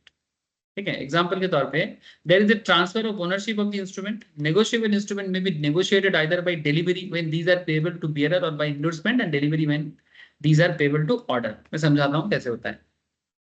देखो, यहाँ पर negotiations का मतलब होता है transfer. जैसे मैं किसी को चेक ड्रॉ कर रहा हूँ ना, तो वो जो चेक ड्रॉ करके मुझे ट्रांसफर करना है उसको, जैसे मुझे स्नैचेस को मुझे पेमेंट करना है, चेक के थ्रू से कर रहा हूँ, तो चेक के थ्रू से करूंगा, तो ये जो चेक के थ्रू से करने का प्रोसेस है, इसी को बोलते हैं मोड ऑफ नेगोशिएशंस। तो यहाँ पर 3-4 पॉइंट बोला है। इन केस वेयर पीएन माने, थैंक यू सर, बीओई माने, और चेक पेबल टू बियरर, ठीक है। बाय डिलीवरी दो तरह का होता है, एक होता है एक्चुअल और एक होता है कॉन्स्ट्रक्टिव। समझाता हूं क्या है। In case where promissory note, BOE or cheque payable to order, यहाँ पर क्या बोला है, इंडोर्समेंट प्लस डिलीवरी। सर क्या चीज है, थोड़ा समझाओ, समझाते हैं सर, थोड़ा ध्यान दो।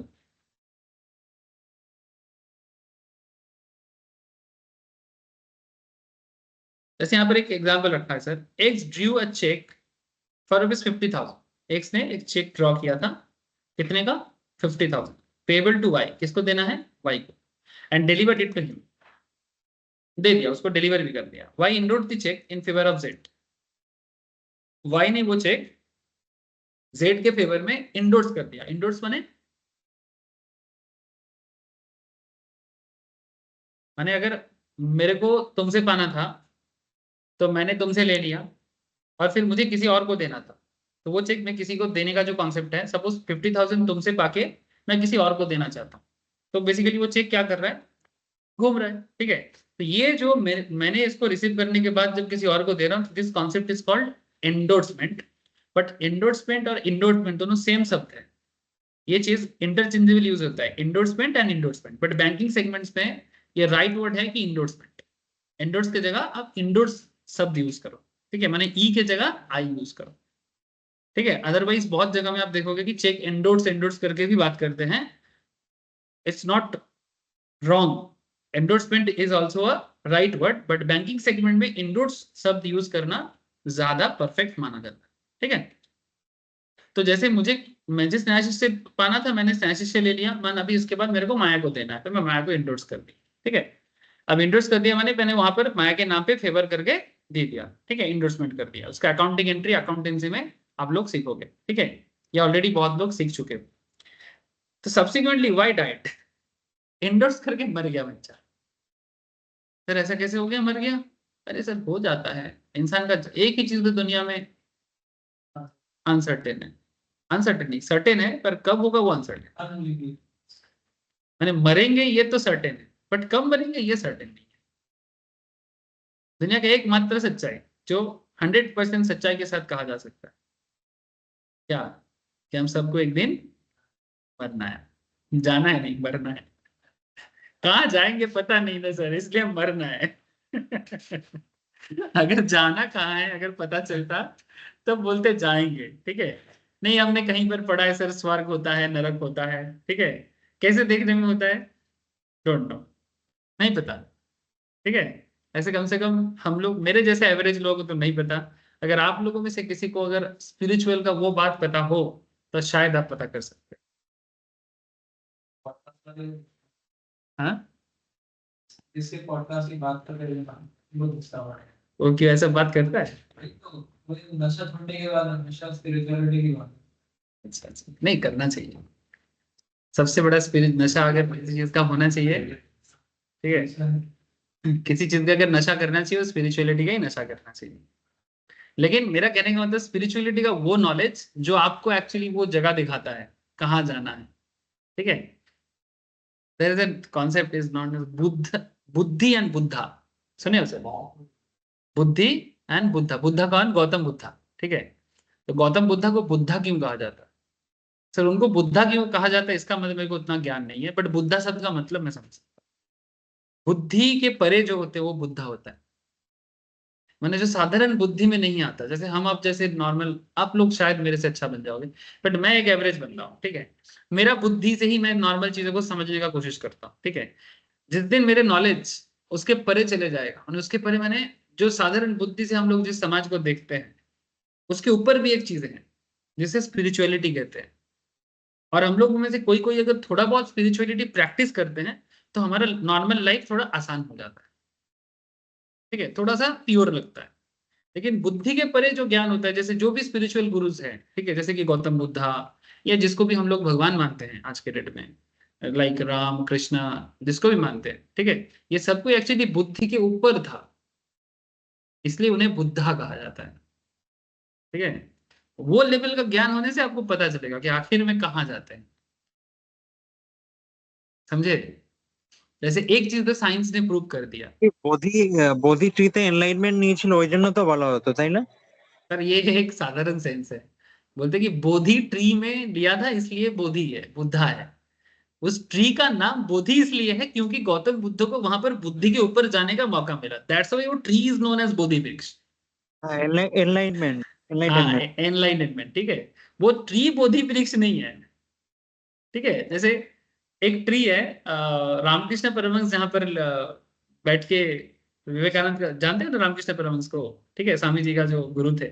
बेलूर मठ जाओगे तो पता चलेगा, तो बेलूर मठ में नहीं है वो ट्री। वो ट्री आपको मिलेगा जहां पर रामकृष्ण परमहंस अपना समाधि लिए थे, दैट इज काशीपुर में। काशीपुर भी उसी रास्ते में बरानगर एरिया में पड़ता है, ठीक है। काशीपुर उद्यान वाटी बोलते हैं उसको। एक्चुअली वहीं पर विवेकानंद लोग सबसे पहले रहते थे, ठीक है। कभी मौका मिले तो जा सकते हो, आश्रम ही है। वहां पर वो वृक्ष है, उसको बोलते हैं कल्पतरु वृक्ष, ठीक है। कल्पतरु का मतलब होता है, एक उत्सव होता है 1 जनवरी को, कि उस दिन आप जो मांगोगे वो मिल सकता है, ठीक है। और कल्पतरु वृक्ष के नीचे बैठ के जो मांगोगे वो मिल जाएगा। तो ये आम आदमी के दिमाग में ये चीज भरा गया कि कल्पतरु वृक्ष के नीचे खड़े होके जो मांगोगे वो मिल जाएगा। तो एक्चुअली ये जो मांगोगे वो मिल जाएगा, ये नॉर्मल सोच है, इसका कॉन्सेप्ट अलग है, ठीक है। तो लोग सोचते हैं कि इस ट्री के अंदर नीचे जाके जो अपना पसंदीदा चाहता है वो चाहत को वो बोलता है कि मेरे को लैम्बोर्गिनी दे दो, मेरे को मर्सिडीज दे दो। इट्स नॉट लाइक दैट, ठीक है। वो बेसिकली आपका जो नॉर्मल माने डे टू डे लाइफ का जो ऐसे होता है ना, हमें ये चाहिए वो चाहिए, तो अपने चाहत से अपने आप को कैसे कंट्रोल करेंगे वो सिखाने के लिए वो कल्पतरु वृक्ष का कॉन्सेप्ट है, जिसके नीचे बैठ के वो अपने शिष्यों को सिखाया था कि दुनिया में बहुत बड़े बड़े चीज पाने का है, तुम लोग ये सब छोटे छोटे सांसारिक जो पागलपंथी उसके पीछे मत भागो, ठीक है। तभी जाके विवेकानंद जैसे शिष्य का जन्म माने दुनिया को मिला, वो होता है कल्पतरु, ठीक है। तो ये ब्रिक्स का कॉन्सेप्ट भारत के संस्कृति में बहुत कनेक्टेड है। वैसा बोलूंगा तो एनआई एक्ट से हम लोग किसी और एक्ट में चले जाएंगे। छोड़ दो सर, ये सब बात मैं रोक नहीं पाता, ऐसे कोई भी बात मैं रोक नहीं पाता, चलता रहता हूँ। ठीक है, सुबह का क्लास में कंट्रोवर्सी कर रहा था, अभी के क्लास में स्पिरिचुअलिटी कर रहा हूँ, सॉरी सॉरी, चलो एकदम गलत बात। अच्छा, तो ये बंदा अपना क्या हो गया, डेथ हो गया, चेक इंडोर्स करके डेथ हो गया। Subsequently, White died and check was found by Jade in Y's table drawer, ठीक है। उसके टेबल ड्रायर में मिला चेक, ठीक है, जिसको endorse cheque. In this case Z does not become the holder of the cheque. Z को cheque मिला जो वाई ने इंडोर्स किया था उसी के नाम पे, लेकिन क्या वो चेक मिलने से वो जेड का हो जाएगा?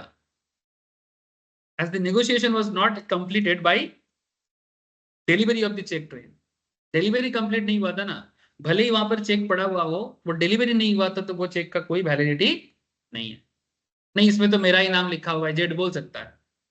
नाम लिखने से इंडोर्स नहीं होता, डिलीवरी होना भी जरूरी है। तो यहाँ पर जो डिलीवरी का बात कर रहा है ना, यही डिलीवरी का बात कर रहा है, एक्चुअल एंड कॉन्स्ट्रक्टिव। अब मैं आपको समझाता हूं,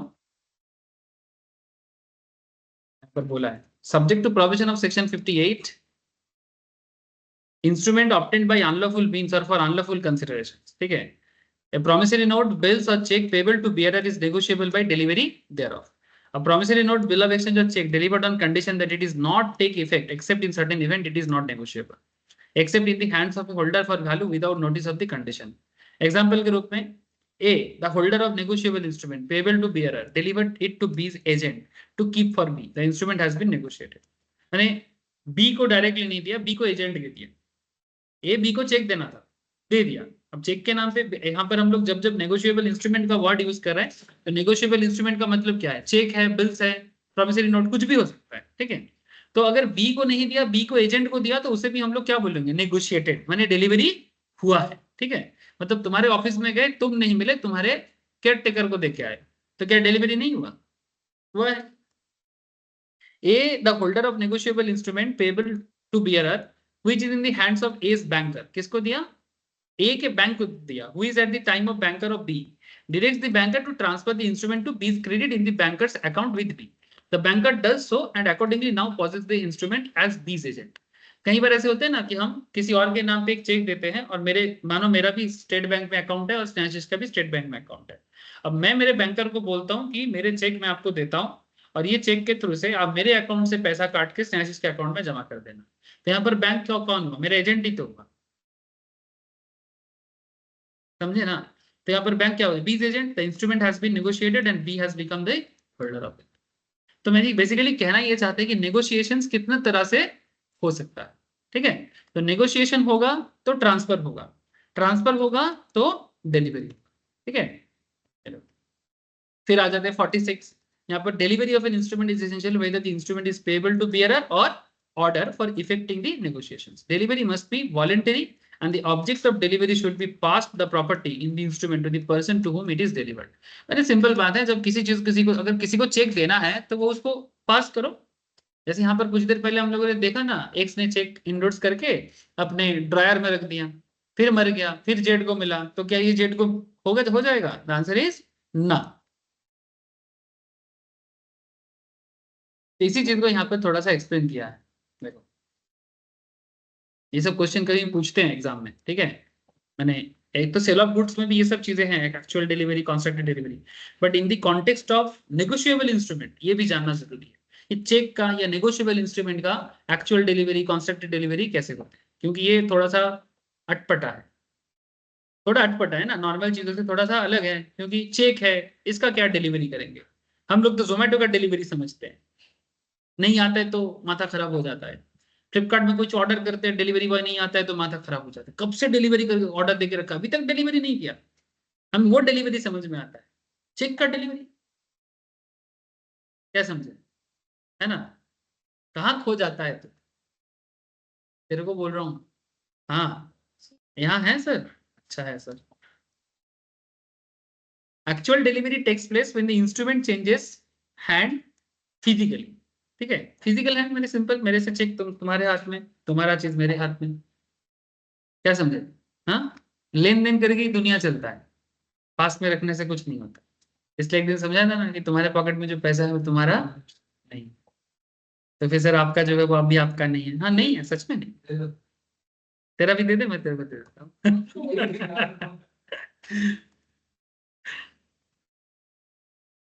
मुझे पता है जब भी ऐसा बोलोगे उल्टा ही मतलब निकाले।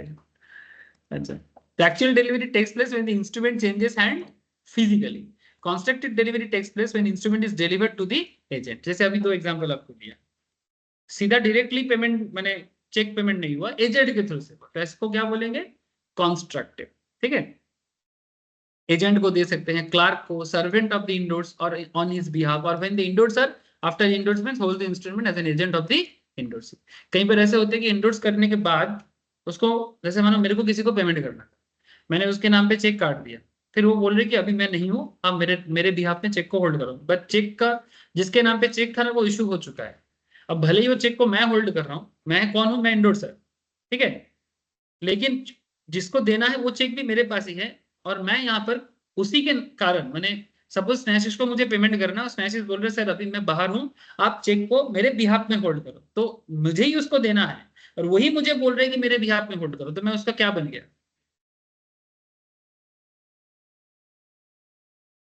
समझा? Section 46 also lays down that when an instrument is conditionally or for special purpose, only the property it does not pass the transferee even though it endorses to him unless the instrument is negotiated to a holder in due course. The contract of negotiable instrument until delivery remains incomplete. जब तक proper delivery नहीं होगा, and revocable, revocable माने जो cancel हो सकता है, irrevocable माने जो कैंसिल नहीं हो सकता, ठीक है। डिलीवरी रिमेन्स इनकम्प्लीट माने डिलीवरी अभी भी कंप्लीट नहीं हुआ, माने किसी भी मोमेंट में वो कैंसिल हो सकता है। The delivery is essential not only at the time of negotiations but also at the time of making or drawing a negotiable instrument. इसलिए डिलीवरी एक बहुत इंपॉर्टेंट पार्ट है चेक को क्लियर करने के लिए।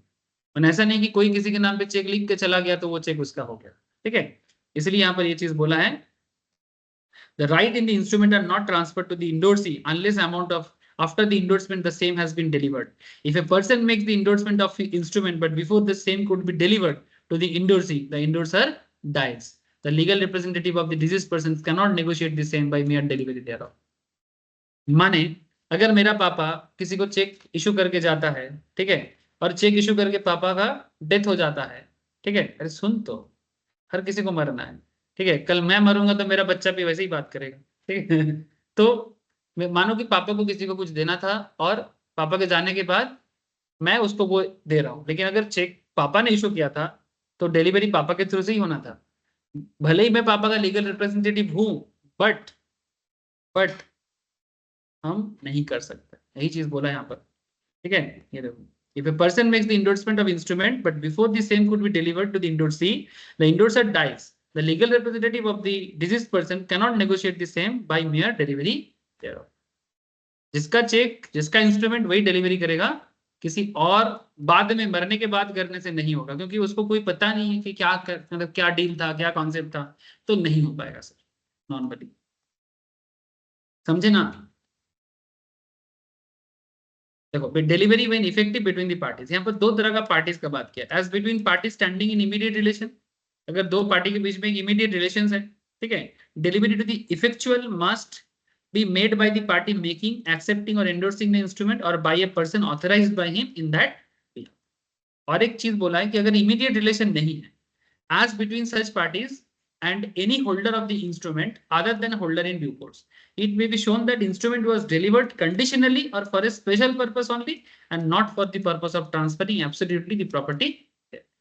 तो ये दो तरह का डिलीवरी के बारे में, मैंने किसके पास है कि किस सिचुएशंस में है, अगर बहुत कनेक्टेड रिलेशंस में है तो ये रूल लागू हो जाता है, और अगर normal holder in due course special purpose में है तो स्पेशल रूल लागू हो जाता है, ठीक है। ये सिंपल चीज है, जो आप लोगों को एग्जांपल्स देना था मैंने दे दिया, बाकी कुछ रूल्स रेगुलेशंस बोला है, इसको पढ़ के आपको थोड़ा सा रेडी करना।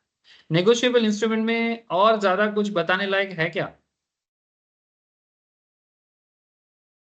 सर इसमें ना, और कुछ छोटा छोटा सेक्शन वाइज पॉइंट बोला है, नॉट वेरी डिटेल्स में कुछ भी नहीं है, बस कुछ पॉइंट सेक्शन वाइज बोला है। तो मेरा आप लोगों से एक छोटा सा रिक्वेस्ट है, ऐसे बाकी सब चीजें इंपॉर्टेंट चीजें हो गया, बस यहाँ पर ना सेक्शन वाइज कुछ चीजें बोला है, मैं आपको बता देता हूँ कि कैसे क्या चीजों को पढ़ना है, ये थोड़ा सा पढ़ के याद रखना है, मैं बताता हूँ कैसे करना है। कॉन्सेप्चुअली जो जो पॉइंट मुझे बताना था मैंने 4 क्लास दिया इसके पीछे, मुझे लगता नहीं कि और बताना जरूरी है, बट फिर भी एक चीज बता देता हूं कि कैसे पढ़ोगे। ऐसे प्रेजेंटमेंट ऑफ इंस्ट्रूमेंट माने, इंस्ट्रूमेंट माने यहाँ पर क्या, डॉक्यूमेंट्स माने चेक, प्रॉमिसरी नोट, या फिर क्या बोलते हैं इसको, बिल्स ऑफ एक्सचेंज, कैसे प्रेजेंट करना है। फिर अलग अलग चीज, presentment of promissory note for site section 62, presentment for acceptance, जैसे थोड़ा सा एक दो चीज पढ़ाने से आपको आदत हो जाएगा कि कैसे बाकी सेक्शंस को पढ़ना है। जैसे बिल्स ऑफ एक्सचेंज क्या था, शुरू में भाषणबाजी कर रहे थे उसी के बारे में, बिल्स के बारे में। Bills of exchange payable after sight must, after site बने बनाने के बाद जब तुम किसी को दिए तो उसने देखा, उस चीज को बोलते हैं आफ्टर साइट, ठीक है। तो bills of exchange payable after sight must, if no time और place is specified therein for presentment,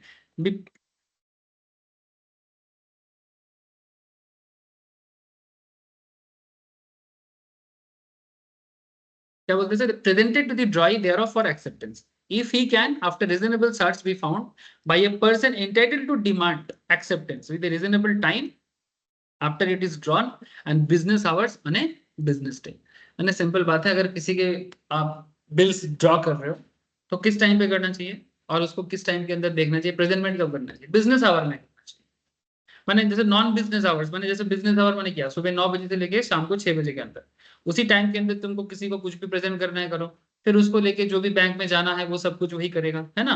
तो यही चीज बोल रहे हैं कि bills of exchange payable after sight must be presented to the drawee, drawee माने जो जिसको पेमेंट मिलेगा, ठीक है, there for acceptance by a person entitled to demand acceptance within a reasonable time after it is drawn and in business hours on a business day। ठीक है, ऐसा नहीं कि किसी को रात को बुलाते हो भाई आ जा, ठीक है, पी पाके, सब कुछ लोग होते हैं ना ठीक है, आ जा चुकता करते हैं हिसाब, क्या बोल रहा था, कितना पाना है मेरे से, आजा ले जा मैं चेक देता हूँ तेरे को, ठीक है, देख भाई मेरे को ना सुनना नहीं है भाई, ठीक है, ठीक है, दे देता हूँ ले ले भाई, यही आखिरी चांस है, और आगे से मत बोलना, फिर मत बोलना कि मैंने दिया नहीं, ठीक है। हर चीज का एक रीजनेबल टाइम होता है। एक देख रहा हूँ यहाँ पर एक बंदा बाइक में आ रहा है, ठीक है, बहुत चिल्ला रहा है, ठीक है, तो मैं जस्ट क्लास खोलने के लिए आ रहा था, तो वो इतना चिल्ला रहा है कि उसका आवाज वो गली में वो दिख नहीं रहा है, पीछे का गली में, लेकिन आवाज बहुत आ रहा है। फिर धीरे धीरे देखा, वो धीरे धीरे बाइक चलाते चलाते आ रहा है और एंतर चिल्ला रहा है, ठीक है। तो किसी को बेसिकली पेमेंट को लेके झगड़ा है और वो फोन में, भाई क्यों नहीं बोलूंगा, भाई क्यों नहीं बोलूंगा, तू सुन मेरा टाइम बर्बाद करता है तू, हाँ मैंने ऐसा बोल रहा है कि पूरा दुनिया का लोगों को पता चल जाएगा। मुझे जितना लास्ट में समझ में आया कि बंदा को अपने बॉस से गाली पड़ा है, ठीक है, जॉब में, ठीक है, और उसको कोई बार बार फोन करके बोल रहे मेरा पेमेंट भेज, मेरा पेमेंट भेज, उसको अपने ऑफिस में गाली पड़ा है और इसको पेमेंट मांग रहे, बंदा गुस्सा हो गया और जी भर के उसको गाली मार रहे हैं। अरे इतना चिल्ला रहा है, कम से कम पूरा बाजार में सुनाई दे रही है, सब कोई जो भी रास्ते में जा रहा है उसी को देख रहा है, उसको कोई ख्याल नहीं उसका, उसको उसका कोई चिंता नहीं है। क्या हो गया सर, कुछ नहीं, टाइम हो गया, छोड़ देंगे सर, मैं समझ गया, ठीक है, मैंने मन में सोच रहा है कब छोड़ेगा, हो गया सर। अच्छा, in default of such representment, no party thereto is liable thereon to person making such default. If the drawee cannot, after reasonable search, be found the bill is dishonored. माने गलत टाइम पे दोगे, गलत time के अंदर accept करने बोलोगे, dishonour हो रहा है, तो फिर उसका डिफॉल्ट कौन लेगा, ठीक है। If the bill is directed to the drawee at a particular place, it must be presented at the place, and if at the due date of presentment he cannot, after reasonable search, be found there the bill is dishonored. Where authorized by agreement or usage, the presentment through the post office by means or registered letter is sufficient. माने अगर हर चीज का एक particular place होना चाहिए present करने का, हर चीज का एक पर्टिकुलर टाइम होना चाहिए प्रेजेंट करने का। अगर टाइम या प्लेस प्रॉपर नहीं है तो कम से कम रीजनेबल टाइम करो, और अगर रीजनेबल टाइम नहीं है तो कम से कम पोस्ट ऑफिस के थ्रू से चिट्ठी भेज के भी कर सकते हैं। तो इस तरह से एक्सेप्टेंस के बारे में section 61, presentment of promissory note on site के बारे में 62, ड्रॉई time for deliberation 63, presentment for payment 64, ऐसा करके हर चीज के बारे में एक सेक्शन दिया। आवर्स ऑफ प्रेजेंटमेंट 65, मतलब ज्यादा कुछ इसमें नहीं है, बस सेक्शन वाइज चीजों को बोला हुआ है। एक बार मेरे जस्ट छोटा सा रिक्वेस्ट है, एक बार ये सेक्शंस को आप गो थ्रू करो, बस समझाने लायक कुछ और है नहीं इस पर। बाकी इस पूरा नेगोशिएबल इंस्ट्रूमेंट का एक समरी नोट्स बना हुआ है, ये आप लोग अपने कॉपी में नोट डाउन कर लेना। पूरा नोट पहले मेरा 4 क्लास सुनना है, उसके बाद समरी पॉइंट्स को नोट डाउन करना है। नोट डाउन करने के बाद यहाँ से जितने एमसीक्यू क्वेश्चंस है और यहाँ से जितना सब्जेक्टिव क्वेश्चंस है उसको सॉल्व करना है। इतना कर लोगे तो नेगोशिएबल इंस्ट्रूमेंट में आपको एग्जाम में कोई नहीं रोक सकता, बट जो मैं बोला उतना करो। हर चैप्टर में पूरा टॉपिक को पढ़ो, क्लास सुनो, घर पे जाके और एक बार, जिसको समझ में देरी आता है घर में जाके और एक बार क्लास सुनो। क्लास सुनने के बाद समरी नोट्स को अपने कॉपी में नोट डाउन करो। उसके बाद चैप्टर रिलेटेड जितना क्वेश्चन आंसर जहां से मिलता है, सीए की किताब से, सीएमए की किताब से, जिसका जो भी टॉपिक है जो मैच करता है, जहां जो मिले इधर उधर से निकालो और सॉल्व करो। सॉल्व करने के बाद अपना खुद का क्वेश्चन आंसर का, शॉर्ट नोट्स का और समरी नोट्स का एक खाता बनाओ, कॉपी बनाओ, और उसी को पढ़ते रहो और देखो कि चैप्टर रेडी हो रहा है कि नहीं, और मेरे को दिखाओ कि कितना रेडी कर रहे हो। ठीक है, लॉ इस तरह से पढ़ा जाता है, हवा में बस सुन लिया 4 कहानी और इस तरह से आप लॉ में पास नहीं कर पाओ। ठीक है, ये लॉ बहुत डेंजर चीज है सर। समझ रहे सर? चलो सर, आज इतना ही है। Thank you, good night all of you.